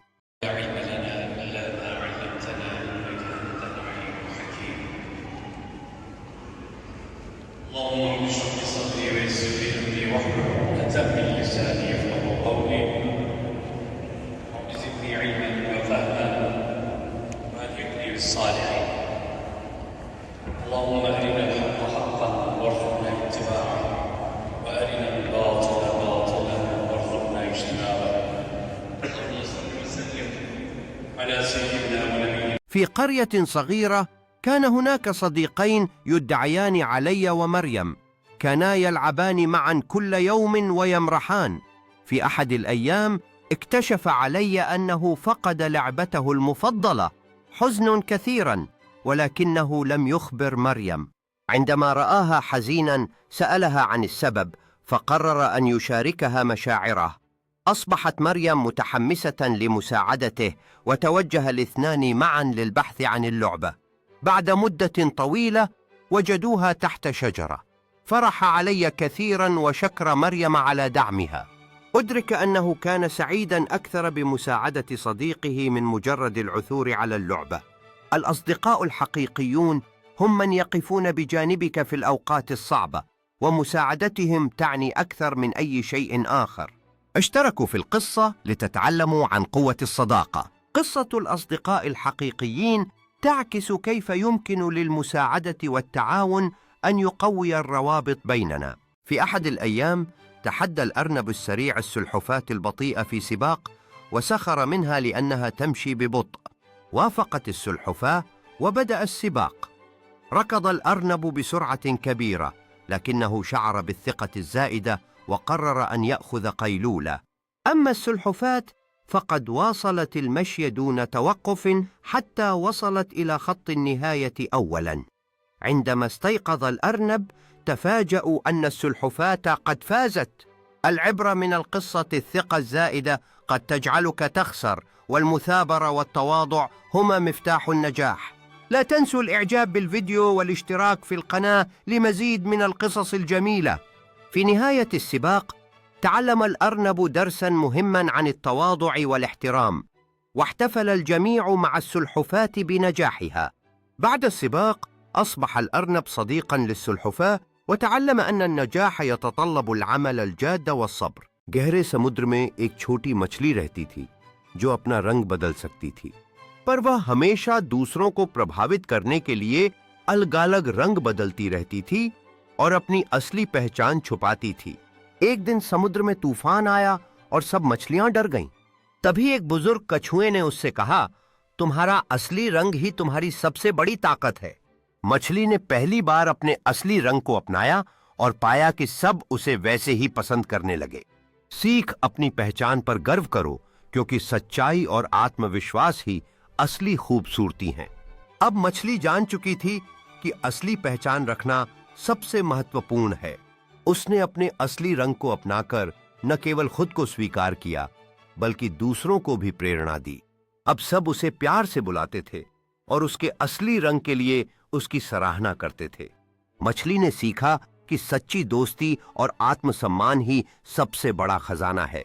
अब वह हमेशा अपने असली रंग में चमकती थी, गर्व से हर तरह की चुनौतियों का सामना करती थी। एक दिन एक गरीब लड़का राजू को जंगल में एक घायल तोता मिला। राजू ने उसे अपने घर ले जाकर दवा दी और खाना खिलाया। कुछ दिनों में तोता ठीक हो गया, लेकिन यह कोई आम तोता नहीं था, वह बोल सकता था। तोता बोला, तुमने मेरी मदद की, अब मैं तुम्हारी मदद करूंगा। तोते ने राजू को एक गुप्त जगह बताई जहां सोने के सिक्के दबे थे। राजू ईमानदार था। उसने सिक्कों से अपने माता पिता का इलाज करवाया और बाकी जरूरतमंदों की मदद की। गांव वाले भी राजू की तारीफ करने लगे। दया और ईमानदारी का फल हमेशा अच्छा मिलता है। राजू का जीवन अब पहले से ज्यादा खुशहाल और समृद्ध हो गया था। राजू ने अपने निस्वार्थता से पूरे गांव को प्रेरित किया। उसने न केवल अपने माता पिता की मदद की, बल्कि सबकी जिंदगी में खुशियां भर दी। राजू की कहानी ने सबको यह सिखाया कि दया और ईमानदारी का फल हमेशा अच्छा मिलता है। इस तरह राजू और तोता हमेशा के लिए दोस्त बन गए। एक बार की बात है, आकाश में एक नन्हा तारा था जो बहुत ही चंचल और जिज्ञासु था। हर रात वह चांद से ढेरों सवाल पूछता। चांद मामा, धरती पर बच्चे क्या करते हैं? क्या मुझे भी नीचे जाकर देखना मिलेगा? चांद मामा मुस्कुराते और कहते, एक दिन जरूर, जब तुम थोड़ा और चमकना सीख जाओगे। तारा हर रात अच्छे कर्म करता, दूसरों की मदद करता और धीरे धीरे सबसे चमकदार तारा बन गया। फिर एक रात चांद ने कहा, अब तुम धरती पर एक बच्चे का सपना बन सकते हो।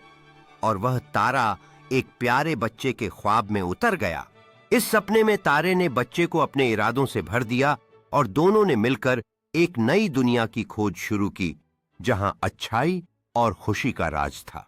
बच्चा और तारा एक दूसरे के साथ खेलने लगे, जहां अच्छे काम करने की शक्तियों से भरी दुनिया में सभी खुश थे। एक बार एक छोटा बच्चा अपने दादा दादी के गांव गया। गांव के पास एक पुराना टूटा फूटा हवेली था, जहां लोग जाने से डरते थे। बच्चे की जिज्ञासा बढ़ी और वह एक रात वहां गया। हवेली के अंदर उसने देखा एक पुराना आईना, जिसमें उसका अक्स नहीं दिख रहा था।